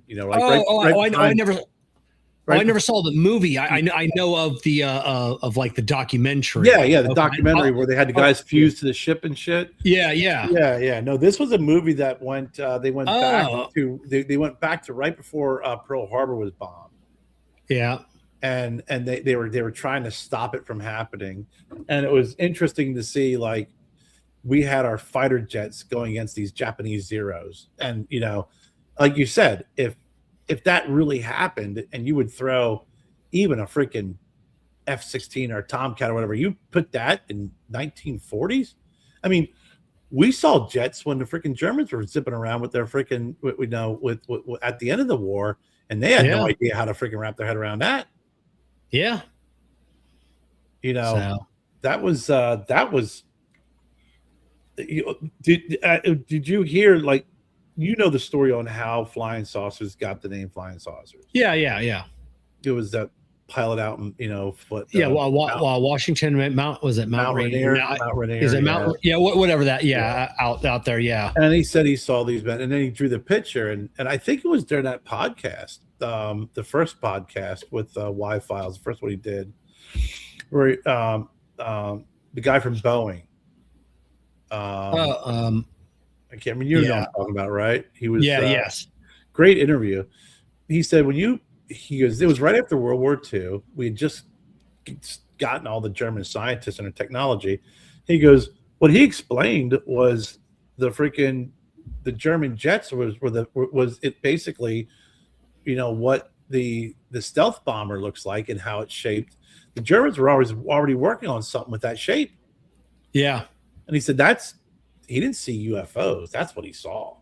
Yeah, I mean, I don't discount that at all. A lot of the a lot of the stuff that was that's seen around Area 51, where they test flew, a lot of the bombers. The one, the one was it the stealth that looks like the B1, and the B1, and that's it, and it's like, yeah, people see that and like that's a spaceship, and 100% that some of that stuff can be debunked as classified information, and it's in the government's best interest to let people think that they're aliens. Yep, oh, aliens. God, yeah. That's what you saw. Have you ever seen one of the freaking stealth fighters and stealth bombers live in person? Oh man, I one flew over our house as a kid, and I forget what they were going to McDill, and it was the coolest thing to be standing underneath of it and it flying. I mean, still, a couple thousand feet still, but it was really low. Yeah, but it was impressive. You see that without knowing that it exists, you think you're seeing a UFO. Oh, without a doubt. We had when I went to college down in Dover, and we were right by the Dover Air Force Base, and they would do air shows, and they would do practicing the air show, and you could hear, the afterburners and stuff, and you go look out, they'd go flying by. I heard the noise one day, and it was super different. It was a different sound, and I went out and I looked, and I'm like, "Where in the hell? The sound's over here." And then finally, I caught it, glimpse out over here. It was not the stealth bomber, but the stealth fighter. Yeah, and that thing is sick. That thing was so fast, and the way it was maneuvering, and the way it looked as it was maneuvering. I would have thought a UFO was over here and we had jets chasing it from back here, the way it looked and sounded. Yeah. It was pretty impressive stuff. And that even some of the triangle UFOs that they see all the time with the lights on it, that's just one of our jets. I can't remember if it's they released the name of it, but it's one of ours. They just reverse engineered, but I mean, there's enough of those legit sightings of pictures and videos of a triangular, like a true triangular ship, with lights, and in the middle. I mean, it's no joke. Yeah, the ones you can't. And by the way, I'm lighting up a new cigar. This is the Good Soldier from our friends over at Zeal Cigars. One of my favorite new house blends that they're doing. But yeah, then you see the ones where you hear the stories of the people. It's like, you see the craft that's a half a mile long. Or a mile, like half a mile by a half a mile, a giant ship. Like, okay, so that's nothing we have that can get something that big into the air. So there's a lot of things that can be just explained off as things that we don't want people to know about. Yep. That's it. Well, they said it's the TR3B Astra is what they're saying it is, and it's the triangular spacecraft. Oh, you're very welcome, Doc. Spread the word. We don't season our humidors anymore. But yeah, it's I don't know where it's getting to the point where they're having to explain so much, and it's like you're just gonna have to release the info, exonerate the people. Given an executive order, saying, hey, that's it. Going back to, 1900, nobody's getting prosecuted. We need you to come forward. You have 1 year. If you don't turn any of this over, if we find out a year and 1 day from now, then you will be prosecuted. If we found out you're hiding secrets from the American people, if you're hiding technology to a certain degree, I mean, we do got to keep, they say that Russia has these things, China has these things, all the superpowers have this, but and they're like, well, we just can't, we can't release it. We don't want our adversaries to know that we have this technology, and because then they'll try and steal the technology. Well, if they have it as well. Yeah. I mean, they've already discussed the different countries that already have. I mean, listen, UFOs. Exactly. UFOs just aren't flying over the United States. Yeah, exactly. So that's it. They're not. So, I mean, there's been plenty of, especially what were they saying? Some of the Russian files that guy was that they released, and some of the documents that they found were pretty impressive. Canada, the UK, I mean, all those countries. You got that former. He wasn't a prime minister. He was he was like the head of their defense. He was the head of their defense. Something like that came out and be like, yeah, there's like 13 races and. Like we have it, and then there's the former prime minister of Japan. His wife came out and said that like she was abducted, and they believe it. Japan fully believes in UFOs. Like they have like that big rock that they say used to fly over the landscape. They have their whole belief of dragons was just misunderstood technology is what Giorgio Tsoukalos would call it. Oh, really? When you can't put words to something, you don't know what you're seeing. 1,000 years ago, like, oh, that's a fiery dragon, So yeah. I still am amazed over the commonality of the pyramids around the world from different cultures, and I mean. It can be really, easily explained that, as cultures develop, it's like, hey, this is a very sturdy structure. But then also the commonality of the flood story and dragons, like you said, dragons. I mean, how many different cultures have dragons? It's a culture. You don't see drawings of like monkeys or whatever, but you see a shit ton about dragons. Yeah, and mermaids, from 1,000 years ago, drawn us very similarly, across the globe when we didn't have that people weren't supposedly, going, to continent, and so how are everybody drawing the same thing?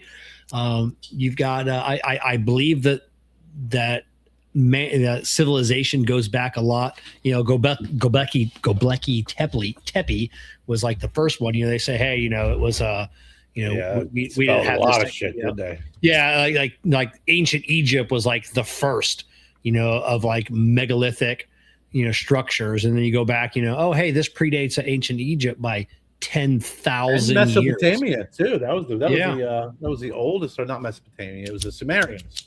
Yeah, Sumerians are the oldest, and they're like, and now it's going back even further. And I don't believe in like there was a ultra sophisticated. Right on El Burro, Sinistro. I don't believe that there was great technology, as in like the Atlanteans had flight, and they had all this advanced technology that they spread throughout the world. Because I'm a firm believer, even after 10,000 years, we would find something, of like, you let everybody leave New York City tomorrow, and in 10,000 years, someone comes across that, you're going to find steel structures, you're going to find technology, you're going to find silicone chips. You're going to find that 10,000 years from now. I have I have no doubt about that. You're going to find something. 10,000 years of rust, decay, freaking, Mother Nature taking over.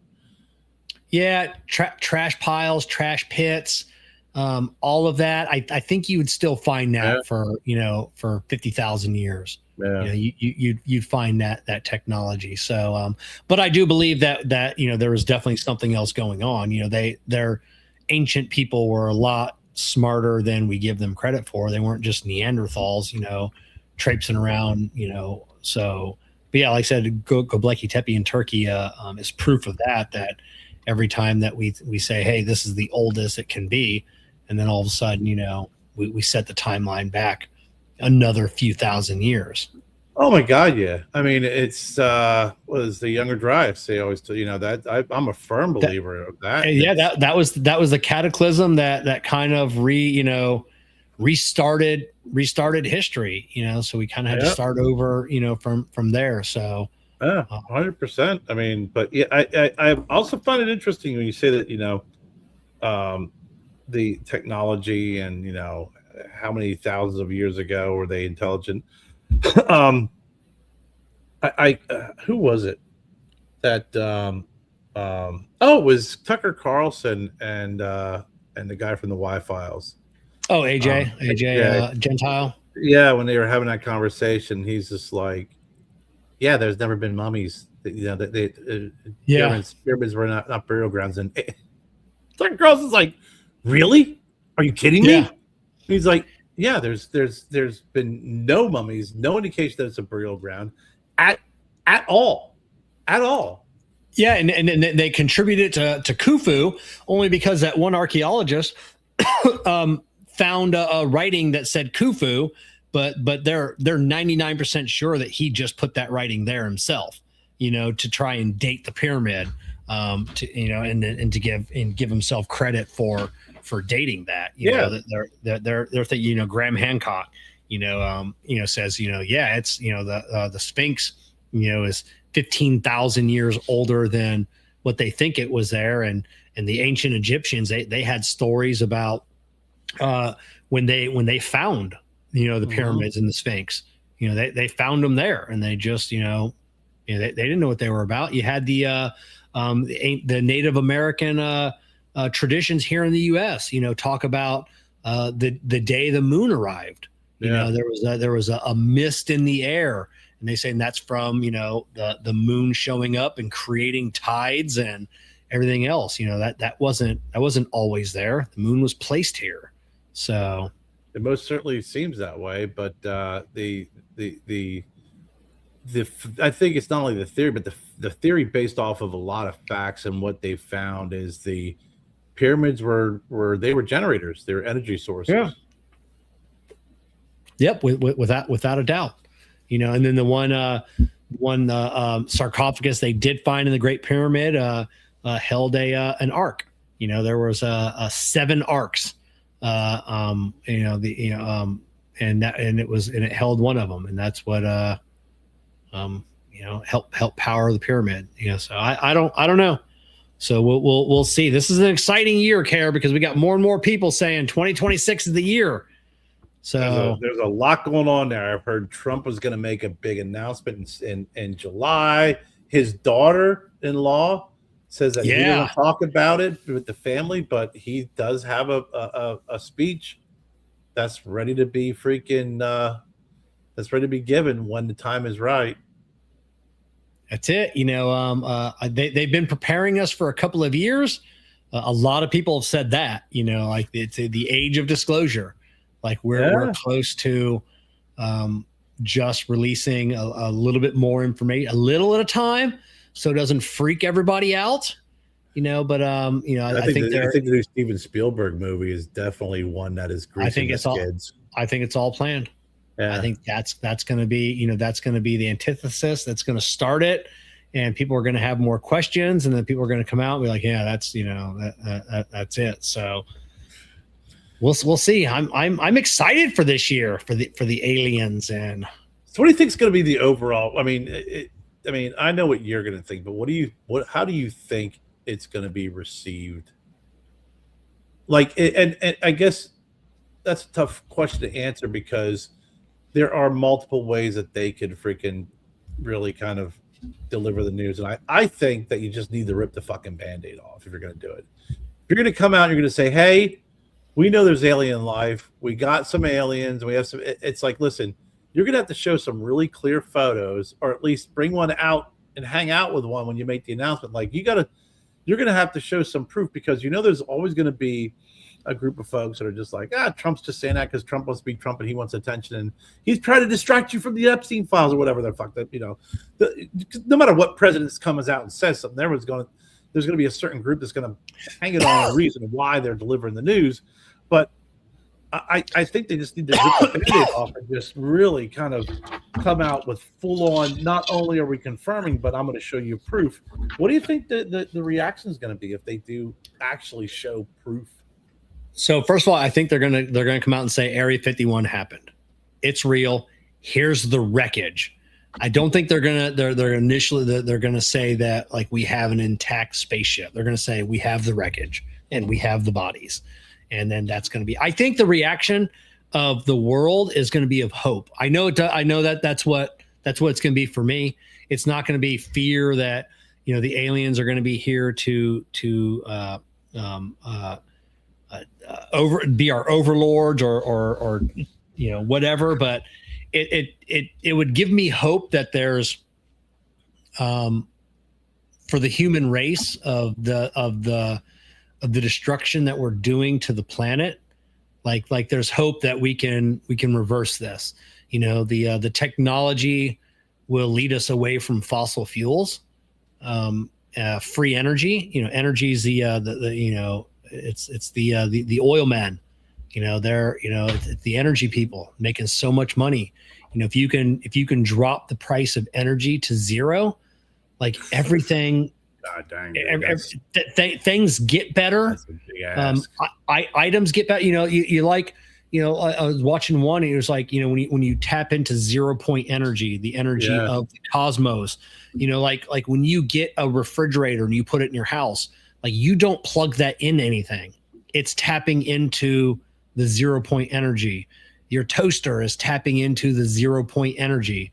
You can have these devices on your house that, it's almost like a generator, but you're not fueling it. You plug your house into this generator and all of your existing appliances just run on this generator that just runs for free. So you don't have an electric bill anymore. You can charge your car. Your electric cars can be run on 0 point energy, and that's the starting point. Yeah, it's corporations are going to go bankrupt. Millions of people are going to be out of work. That are drilling. All the drilling rigs across the world just stop one day, and they stop pumping oil. All the wind farms. Just we can take those down because they're fucking destroying everything as well, and so it gives me hope. No kidding. I mean, I don't know, man. I think it'll be. How do you think the religious groups are going to handle this? Doesn't God created us? God created them.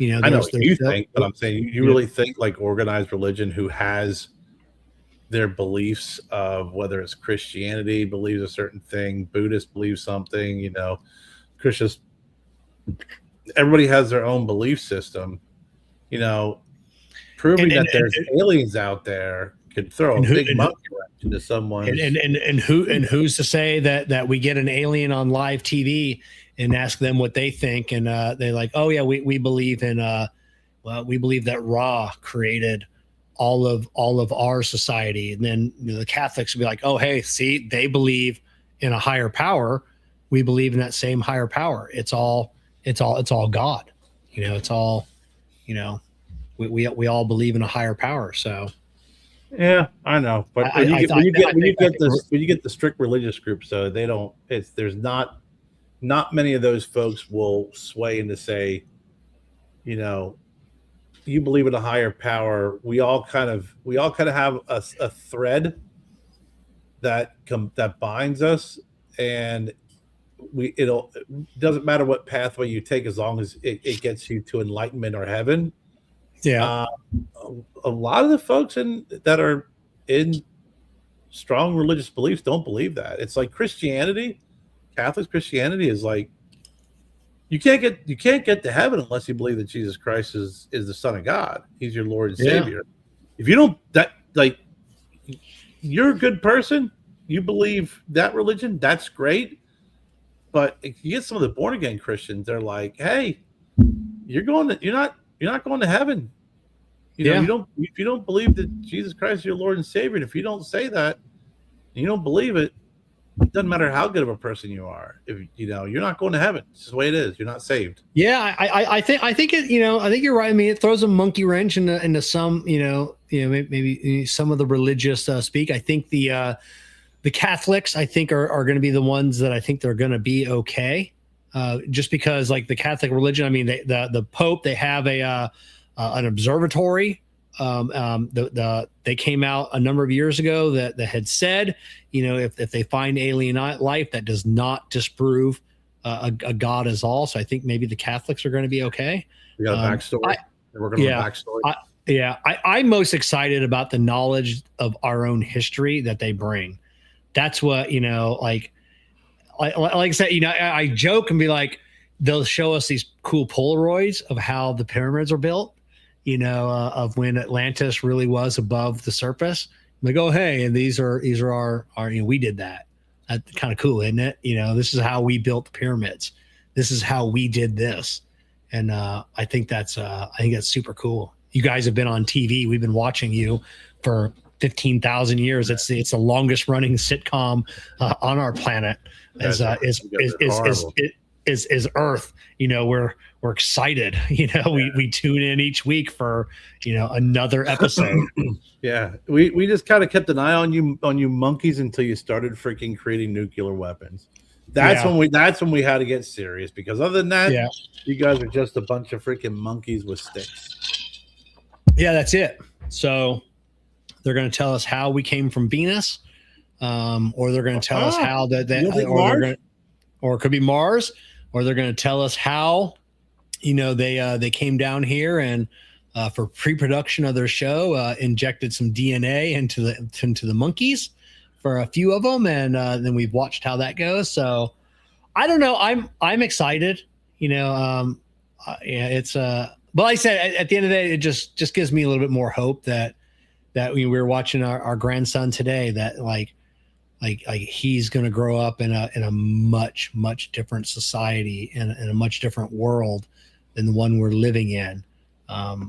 If the age of disclosure does happen this year, it's like the things that he's going to get to see, I mean, you and me, we've only got another, 40 years, which we'll see some really cool stuff. I'm like, I got 40 on me, man. Yeah. Yeah. So, but with the technology they bring us, we live a little bit longer. We live a little bit healthier. I can stop taking all my vitamins and Metamucil and fasting, and they'll just have these pods that regenerate my my knee, my back, my shoulder, my elbow, my wrist. So I like the guy from AJ's podcast. He was Crohn's disease, and after he was interacted with the aliens, he came back. He was cured.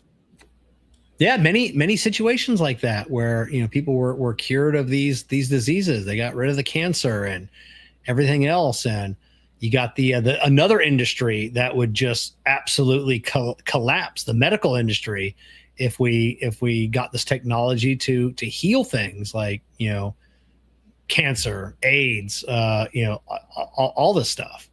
Yeah. So it's I don't know, it's an exciting time. You had just Elon. Did you see that interview where he said that people today in 2025 that are saving for retirement is completely unnecessary. Stop saving for retirement. It's not needed. We will have universal high income, not basic income. We'll have within the next 15 years or so, we're going to have universal high income. People are only going to work that want to work. you're not going to have to work. You're going to be, everything will be provided for you. It figures. At the end of my life, that's when I'll come out with universal high income. Yeah, what a know. fucking raw deal that is, man. That's it. I'm putting away 20% of my salary now. As a 48-year-old male, like the things I could be doing with my 20% more money is it'd be awesome. That's horseshit. That's story of my life. Yeah. Story of my life. It's like, hey, Kerr, guess what? In 15 years, when you're 70, you're not going to worry about working anymore. Oh, yeah. But Brian, FYI, I did not cancel my 401k contributions. I just started a new 401k. I've got 3 of them now. Just because. Thanks, Elon. Thanks. I just right at that moment. Now, as you say, in 15 years, we're going to be able to freaking, we're watching a show called The Beauty, and it's this virus they inject people with, and it freaking metamorphosis, and they turn into a younger, like 20 years younger, 30 years younger. You got something like that, that'd be cool. I don't think it's going to happen, but you telling me that you're going to have universal freaking high income in 15 years, that does not get me excited at all. Yeah, maybe for my kids, but still, yeah. I mean, it's just. Yeah, I will be 65 years old and broken. I'm like, give me, you got one of them pods for an old man. I'm in a wheelchair because I can't fucking move anymore. So I'll be like, 15 years we're gonna have bourbon that doesn't give you a hangover. Oh, even better. One day I'm gonna post a picture of all the braces that I wear throughout the day. At work I got a knee brace and a back brace on. And sometimes my elbow brace. At home at night now, I've been wearing the shoulder brace to keep my arm from moving while I sleep. And I'm going to put all my braces on one day. Be like, listen, kids, you want to be a mechanic? This is my suit of armor, at 50 years old, so. You can get into the White House press secretary when they freaking, when they actually bring out an alien to ask questions. Be like, yeah, Kevin Shahan from Cigar Prop.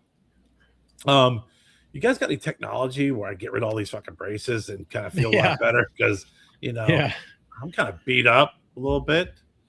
Next question. Oh, exactly. Speaking of like fasting and all that, how's your you started back on the fasting a few weeks ago, same as me? Good. I had to fall off the wagon this weekend.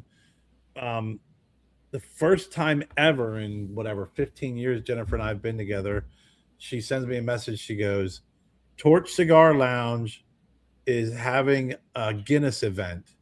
If you drink 2 Guinness, you can get a customized etched Guinness glass. And I'd really like to have a few for the house. So you're going to have to drink beer. And I'm like, well, then I'm going to have to break my fasting just for that. So we went out. I had 4 Guinness. I got 2 glasses. But it's been going well. I mean, today was another 8. I think today was another 18-hour fast. So I've been really consistent between 16 and 18 hours with my fasting. And I already dropped a couple of pounds. It's been a week. I think I'm down 2 or 4 pounds. So we've been doing it since February 1st. Jessica refuses to weigh herself. I got her doing 12-12, and she's really been pushing herself to do like 16-18. She's really been, because I'm doing 18-6, and then every Sunday, Monday I do 24 hours. There was one week, like 2 weeks ago, I did 3 24, and it wasn't my fucking decision, but I did 3 24-hour fasts that week. Damn. But the only thing that sucked today was my cheat day. Normally I have I'm a breakfast guy. I like having a big breakfast. So and it was still I think I'd end up doing 16 hours, but my gut was torn up. Like my gut's like, no, we don't like this. You got to stop this. So I'm down, like I said, 12 pounds, 11 pounds for sure. They might be 12 pounds. And since the beginning of the month, even Jessica says her bloating completely, like that was like, she's like, wow, I'm just not feeling bloated anymore. No. I'm like, I've lost since the first year doing 18.6. Wow, 33 pounds. And I don't have that much to lose. I mean, I'm down to like 175 now. I mean, 170s would be pushing it for me. Like anything below that, I'll start looking anorexic. But yeah, it's surprisingly, I thought I would struggle with the 18, and it's nothing. Like there's still times. I mean, I have ritual for lunch now. An hour before I eat, I take my 2 scoops Metamucil. For lunch, 30 minutes before I eat, I take 1 scoop of protein, and then 30 minutes later, I eat a lunch, which has just been a nice chef salad, with different vegetables in it, and it's very filling. And when I get home, we're trying to eat by like 5:30, so it puts me at the 18, and I'm not eating a lot. Some nights I gorge myself, like I'm just like my body's like, we're done. You eat everything that you can possibly, because there's no more snacking at night. So it's not like, hey, I can eat a little bit for dinner because I'm going to have a couple hundred calories in a few hours, to satiate that craving. And my body's just acclimated a whole lot faster than I thought. So we're gonna go another month, on this. And Jessica says she has no intention of stopping. She's really been. I've been doing it well over a year. I've been doing it a year and a half now. And it's just, it's not a diet anymore. And here's, I think, where people get things wrong. Kevin, what you're doing is, like you said, a lot of folks will still do those 24-hour, fast, but it's a lifestyle change. Yeah. And that's how you change habits. You don't go through these different phases and fads of diets. You have to look at what's out there, and I think the fasting lifestyle, I wouldn't even call it a diet, it's living that way is ideal. And my first year that I fasted, I lost 61 pounds. Yeah, the first year. Now, after in September and going through the holidays, I gained about 10 of that back. Same here. Yeah, I was down up 10, 12 pounds. Yeah. Yeah. And I turned New Year, and you and I talked about this, and I was like, okay, well, I got to get back on and be a little bit more, I got to be strict. I too, like you, was a big breakfast eater. And I can tell you, I don't miss it at all, because every time I eat breakfast on my cheat days, I feel like shit the rest of the day.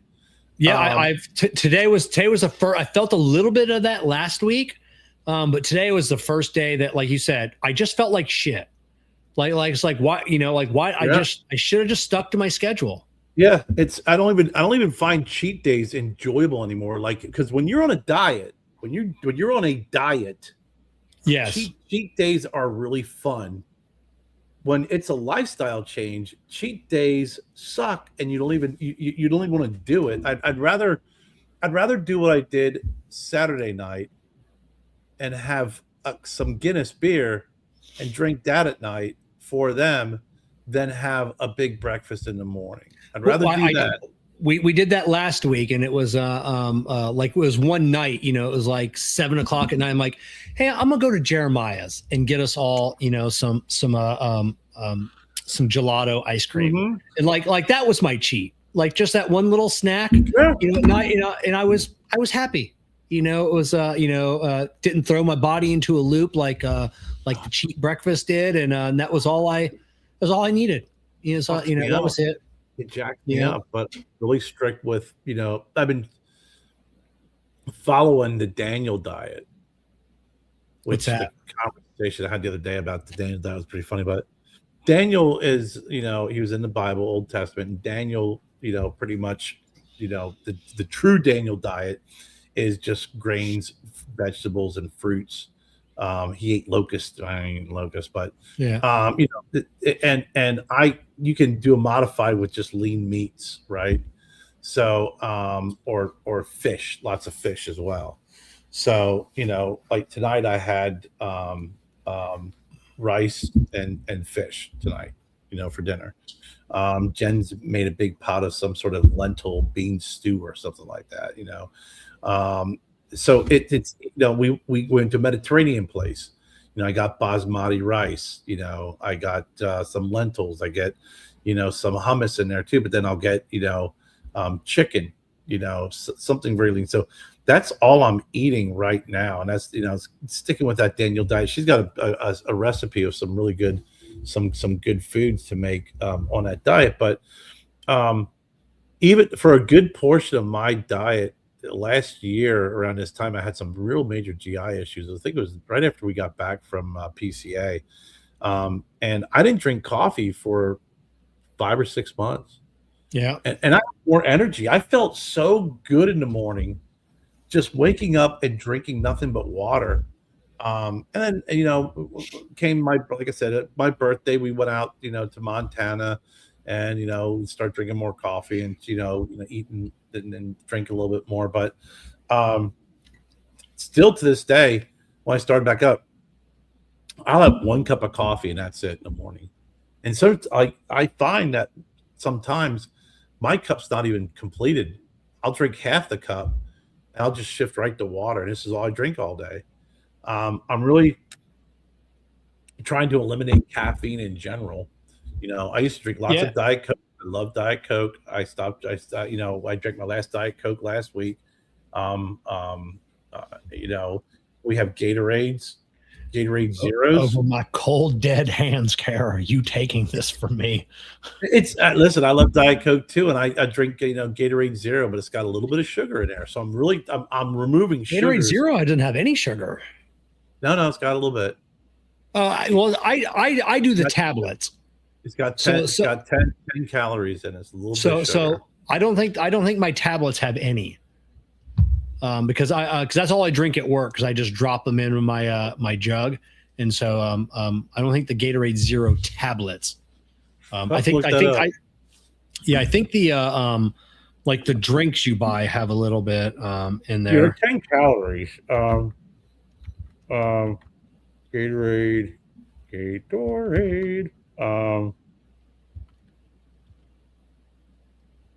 It says 0 sugars, but I don't believe that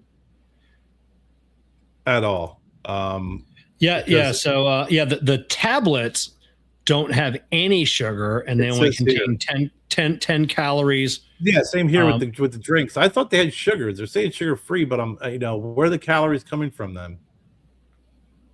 I mean, from the sodium.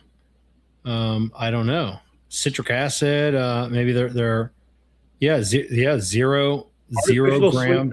Where it comes from. It's 0 calories. 0 calories. That's not 0 calories.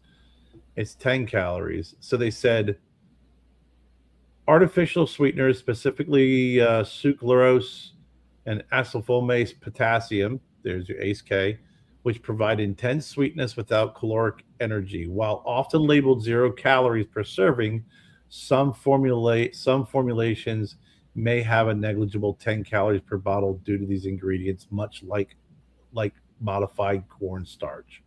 So there are artificial sweeteners in here where they do get it. So it is 0 sugar, but because whenever I see 8 calories at all, that's the first thing you think of, especially talk about fat-free dressing that tastes so good. Well, it's because it's loaded with fucking sugar. Yeah, that's why. Even when Jennifer got Mediterranean the other night, and I think they gave their Greek salad, I didn't use it because I know there's sugar in it. So I went over and I have my olive oil and red wine vinaigrette, or I'll just use oil and vinegar, and that's it. That's all I use. Yeah. And you can have oil. Olive oil is good for you. It increases your HDL, which is good. My HDL, the only problem I have is high cholesterol. My cholesterol is good because I am on medication, but my HDL is a little low, so I need to get my HDL up.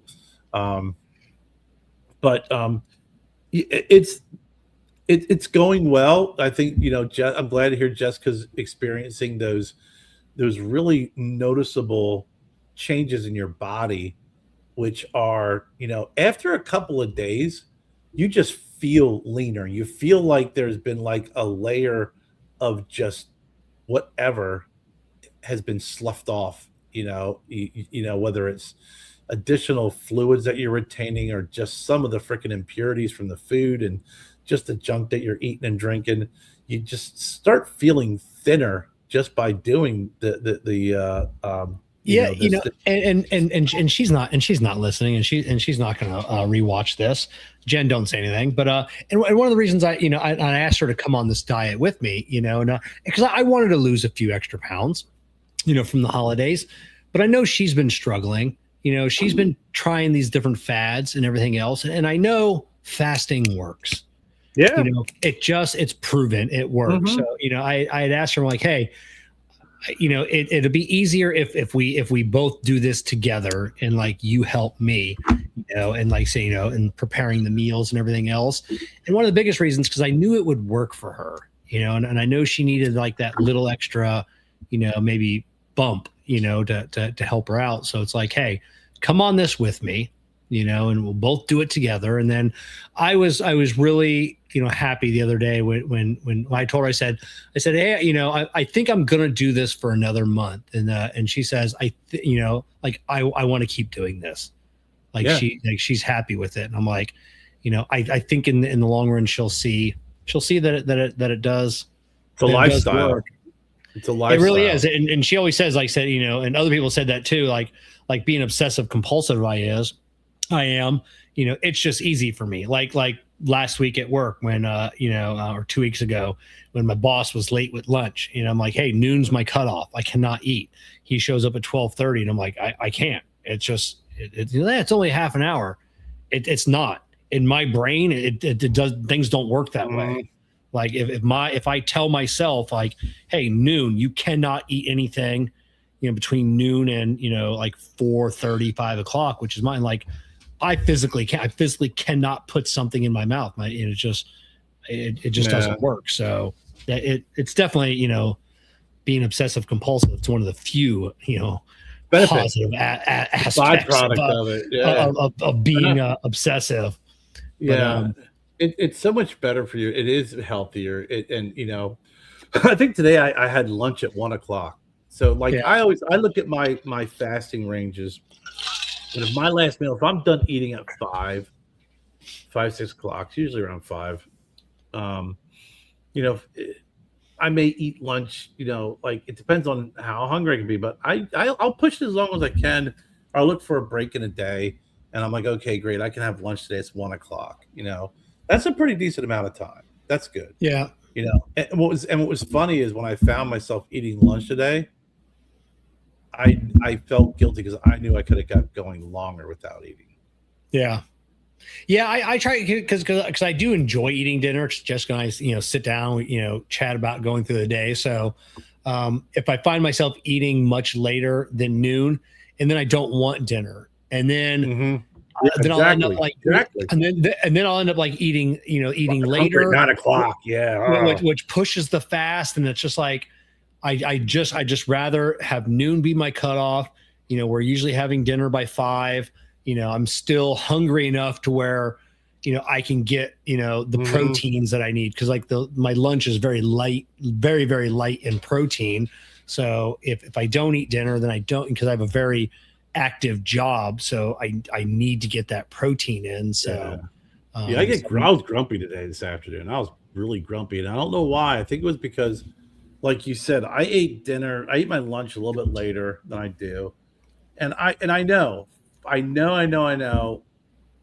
if it's going to be past 1 o'clock, I might as well just hold off till dinner.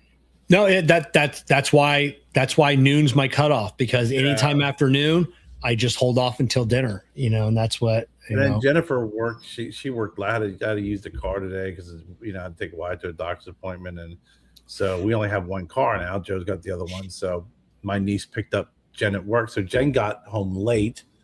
And she was like, trying to get her today. I was like, hey, what? Like, I came in the house and I'm like, we don't have anything for dinner. Like, I'm looking around and I'm like, is the lunch meat good? No. I'm like, is this good? No. I'm like, what the fuck? What do we got? Then I start getting really grumpy.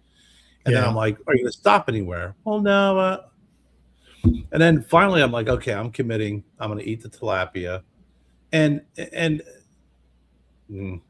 ate the tilapia and I had some rice, some curry rice. And after I'm like, got these tilapia, in the freaking air fryer, and I'm freaking out as I get the phone call. Hey, we're stopping by. Do you want anything at Culver's? No. Yeah. No. It's the same thing. Like, say, sometimes on my cheap day, like I'll get up and make like kind of a half-ass shitty breakfast. I'm like, whatever, just throw some calories in me. And then Jessica will come up behind me and like make some pancakes and some bacon and like some eggs. I'm like, where the fuck were you a half an hour ago? Why didn't you tell me you're making pancakes? It's you guys didn't say shit to me when I was talking about stopping. I stopped and got Wyatt some Zaxby's, and I start looking at salads. I'm like, nah, I don't want any of that crap. We got stuff to eat at the house. If I'm like, I don't want to spend the money. If we got stuff, we got spent millions of dollars in groceries. Got enough here. But then when I'm looking through, I'm just like, And then I got real grumpy and pissy because I didn't know what I wanted to eat. Then when I wanted to finally get something to eat, I found they're stopping at Culver's. And then I got grumpy at that. And I was just grumpy. Grumpy. Been there. Speaking of car, we got Jessica a new car. So she's actually been congrats. Been in a good mood lately. Not yelling at me as much because I picked out a new car for her. And it was because she was having some issues with her car last week, driving up to Sarasota. Like, it's making some noises. And I'm like, I'm telling you, it's time. I know you don't want another car payment. You've had this paid off for a while, but right now the car is worth this amount of money. When it breaks, it's worth zero amount of money. Yeah. So it's worth this now or zero when it breaks. Yeah. So found a beautiful car she wanted, and the new Chevy Trax, and that whole deal ended up falling through. What a shit dealership up there. And then so I just went online. I'm like, hey, we were supposed to go up Friday night and look at the car. That fell through, and I found two at another dealership that I bought from before. And she's like, oh, I don't know if I like either of those. And I'm like, I like the Buick. It's nice. She's like, really, it's too small. It's this, whatever. So I'm like, we're going up. Like, you don't have to buy either one. We're going up to look at them, just so so you have an idea. So get a hold of the salesman. I'm like, have these two ready. I'm like, I'm not playing around. And I told him, I said, I don't negotiate on price. I go, have your best price available. I'm either going to accept it or I'm going to say no, and we're going to leave. I'm like, I've been doing this 25 years. Like, I know what the car's worth and everything. He's like, all right, I got you. And she took the first car. I would have chosen the Equinox. There was an Equinox and a Buick Envision, both the same size. Yeah. And she came back from that test drive on the Buick. She's like, I love this car, and I'm like, all right, that's the one you're getting then. She's like, oh, is that the one afterwards, she's like, is that the one you would have chosen? Like, I would have chosen the Equinox if it was me, but like you were so excited about that Buick. But same thing, like I said, I knew the general manager, or I dealt with him in the past from another dealership, and they got all the pricing laid out for us, the best pricing, everything. I'm like, I need $1,000 for the trade-in. And he's like, I don't know. This is like the best. I'm like, give me the $1,000 and we're signing the paperwork right now. Yeah. So he goes into the next, his office shared the window with the general sales manager, Monty, who I've known forever. And he goes in there. Monty just turned around, banged on the window, and went like that. I'm like, and I just did one of these. Yeah. Let's sign that paperwork. And, we were out of there. I don't dick around. It's Yeah, we went and got ours. I found that when you go in to buy a car at the end of month, you get a lot of people jumping through hoops to freaking get you that car. This was a bad month in the deal in the salesman because this was one of the cars where he was just making a flat fee on selling. Yeah, there was no commission based on the total sale price, so he didn't give a fuck. Whatever the car sold for, he made the same price. And I go, hey, that window sticker is different from what you advertised online. And he goes, yeah, we've been dropping these cars. He goes, it's been a bad month. he goes, Yeah. they just need to get rid of this inventory. And I'm like, Yeah. I'm gonna keep that nugget in the back of my head. So, Oh yeah. and they were, and on the Blue Book and everything else, they were still selling it for $1,000 cheaper than what it was really worth. So, so yeah, it was one of the, it's end of the month things.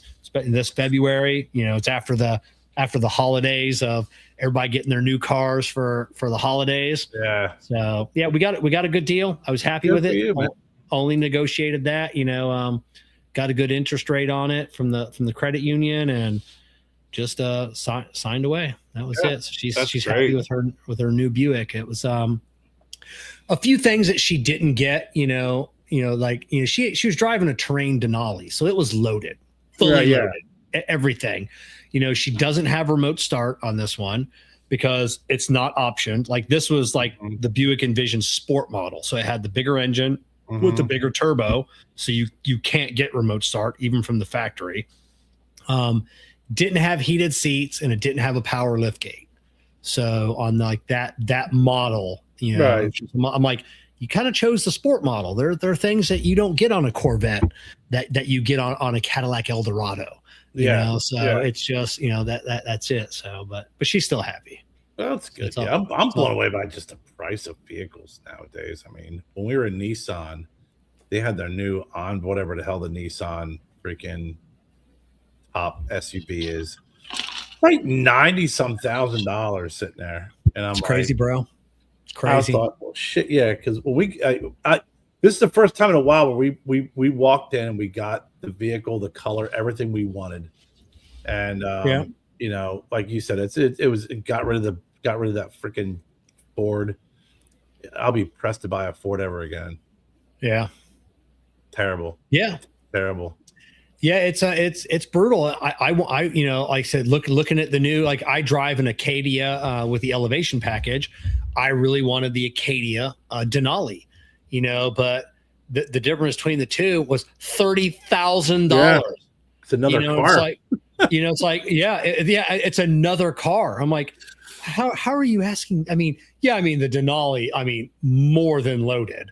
And it's just like, but the elevation had everything that I wanted, except the sunroof, the super premium sound, everything. But I'm like, no, I can't spend that money. Like you said, I can't buy another car with just having one car. Yeah. And get a couple of extra perks. I mean, Jen doesn't like sunroofs. So when we got the Ford, it had a sunroof. It just happened to have it. It wasn't one that we were looking for. The Bronco Sport. The Rogue we got doesn't have a sunroof, and she's fine with it. She didn't need one. My last SUV, that fucker was rattling anyways. The GM's version of the Acadia, whatever that was, and it had two sunroofs, and I never opened either one of them. It was just like it didn't have it. I'm like, what the hell's up with that back one? They just irritated me. I couldn't control the back one from the front. Yeah, that was another thing. Like, why would you not give me the button to control the back one? When I'm smoking, it could go out the back. So I don't know, just irritating. Yeah. But no more sunroofs for us. The best was Jen when we got the Rogue, and the salesman was a young kid, and he's just like, "Oh yeah, this is the blah blah special. Yeah, it's got the tow package on it. We're like, okay, yeah. So after everything's all said and done, we walked out, and I'm like, tow package on, Jen. Why not? We gotta go because of all the freaking boats that we have around our house that we tow around. I know. She's like, yeah. But what if I go? What? No. You don't want to. No. Yeah, I got the elevation I chose because it had the tow package in case I wanted to tow a small trailer. I could. That's why I chose that package, and I'm never going to tow anything with it. No. I mean, we talked. We're like, what about the time? She's like, well, we keep talking about wanting to get a chipper over at Lowe's, and they'll bring it over here. I'll rent their truck for $20. Yeah, exactly. Or my niece and her husband live up the road. He's got a truck with a tow package. Well, he's got a big old pickup truck. We'll use that. My buddy owns a dually. So if I really need to tow something, I just call Brian. Hey, need to borrow that dually of yours. Yeah, you save a couple $100 like that. Listen, I can either pay them $200 to drop it off, or I'll give Zach $50 to use his truck, and I'm still off to the good. So, but yeah, I mean, it's nice when you get in there and you get that. I'm glad that she got the vehicle she wanted. And sometimes you don't think of a vehicle, like you say, you don't think of a Buick, and then you sit in it, you drive it, you're like, wow, it's a pretty fucking nice car. I mean, this is definitely worth it. Oh yeah, it had the wraparound big dashboard with all the touchscreen stuff, and of course like the sales or the finance guy, because we went in with a check from the credit union. Like whatever it was above that, we had to come out of pocket, which we did a little bit. And he's like, for another $4,000, I can get this thing fully covered until like 2030 or something. And I'm like, no, it's got, it's certified. So I got 100,000 mile warranty on the powertrain. And I go, that's the only thing I care about. And he's like, boy, these electronics. And I go, yeah, I mean, it hardly has any miles on. I'm like, if anything was going to go bad with the electronics, I go, it would have went bad already. I go, what I'm worried about is that turbo going out at 60,000 miles, or something wrong with that engine at 70,000 miles. I don't want to put an $8,000 engine in it. I don't want to put a $3,000 turbo in it, a $9,000 transmission. I'm like, I can put a new, heads up display in it for, $800 if that goes out. I'm like, I don't care about that, so, well, they use the computer. Our guy did the same thing. The guy who was our finance, who did the closing, was just a obnoxious pushy dick. I gave him grace up front. I knew it was end of month, and I realized that because I was in his shoes. I ran a car lot. Yep. I know you get paid on commissions for the extended warranties that you sell. Okay, you have Nissan. Nissans have a 3-year 36 bumper to bumper. I believe also they have a 100,000 mile warranty on their powertrain, if I'm not mistaken. But this dealership was giving away a lifetime warranty on the powertrain. All you have to do is make sure you're getting your oil change there, but every 30,000 miles, bring it into that location. Or if you move, you can take it to I think it was that location, and they just do what they check it over, and then you're good. That confirms and maintains your lifetime warranty on the powertrain. And I told him, I understand that you got to sell this extended warranty, but you got to understand that when the dealership gives away a lifetime powertrain warranty for free, when you buy a car, it kind of undermines the freaking extended warranty. What about computers? And like you said, I'm like, I'm not worried about that. And I'll give someone 2, maybe 3 no's if they're smooth. If they're smooth, I'll give them a 3rd no. This guy was not smooth, and he went for the 4th. And finally, I said, "Look, now I'm getting irritated." I said no. Now you're trying to freaking intimidate me and scare me into an extended warranty, and I'm not freaking having it. And we've had some interactions with this dealership because everyone was great. The financing people were freaking morons, and that guy acted like a complete jackass. And they've been really good with handling us, with this. But I was like, I was ready to walk away and not buy a car that night. You are the ones that were throwing every deal you could at us. Yeah. Including the low financing from Nissan and $1,000. Guess what? We got you another $1,000 back. And oh gosh, what? No, we'll just put $500 down. It'll be okay. And like everything from soup to nuts, they were doing everything they could to get that vehicle out the door. And if you're gonna push that hard, then don't be giving me phone calls days afterwards. But yeah, the close was really. He really pissed Jennifer off. I had to get up and walk out of the room. I said, I need to go out and get some air. And I went out and I was like, if he pushes me one more time, I'm walking away from this deal because I don't need it. And luckily kind of took over. Yeah, it was he was not pushy at all. It was because he knew, like I said, we had to check from the bank already. He wasn't going to get another $4,000 out of us for an extended warranty. He knew that. He's like, it's. I mean, we were already coming up with a couple of grand anyways to cover it, and he knew he wasn't getting another $4,000. Yeah, wasn't happening. No, this guy was such a dick. Yeah, and what happened was afterwards that it got to the point where they were like, well, the Broncos in Jennifer's name, and this is your car's your name. We're going to need to redo paperwork. I said, you want me to drive back up there? Like, I was really getting irritated. And I'm like, here's the deal. We've been going. I said, you guys got to fucking help me out with something. He goes, okay. He goes, what do you want? This guy was from Philadelphia. The other guy, the one guy I was dealing with. He goes, all right, Kerr, what do you want? I go, I want a free extended warranty. I said, tell your guy. He sold me so much of that extended warranty. I want one for free, 100,000 miles. And he came back and he goes, I can't get to the free warranty. He goes, he gave me some reason why. I understood why. He goes, but I can get you, I think it was 3 years of free oil changes. It's about $950 value that they added on, that they kind of added and subtracted. So I got, we got free oil changes and tire rotations for the next couple of years. Yeah. Yeah, they gave us that too, for 2 years, free oil changes, tire rotations. Not, it doesn't really make a difference to me because that's what I do. But I'll definitely send Jessica up there for them free fucking oil changes. Yeah. I mean, I don't do that. Yeah, I don't do that. It was a good deal for us. And I was like, you know what, you guys have jerked us around that much. It's the least you can do. If you're not gonna give me a free warranty, but yeah, I'll take the free oil changes. Yep, that's it, and I don't keep cars long enough, I only keep cars for a couple of years anyways. Jessica will keep this one a lot longer, and then so I never get the extended. I'm like, I don't fucking need it, it's just like I trade them in pretty often every few years. So yeah.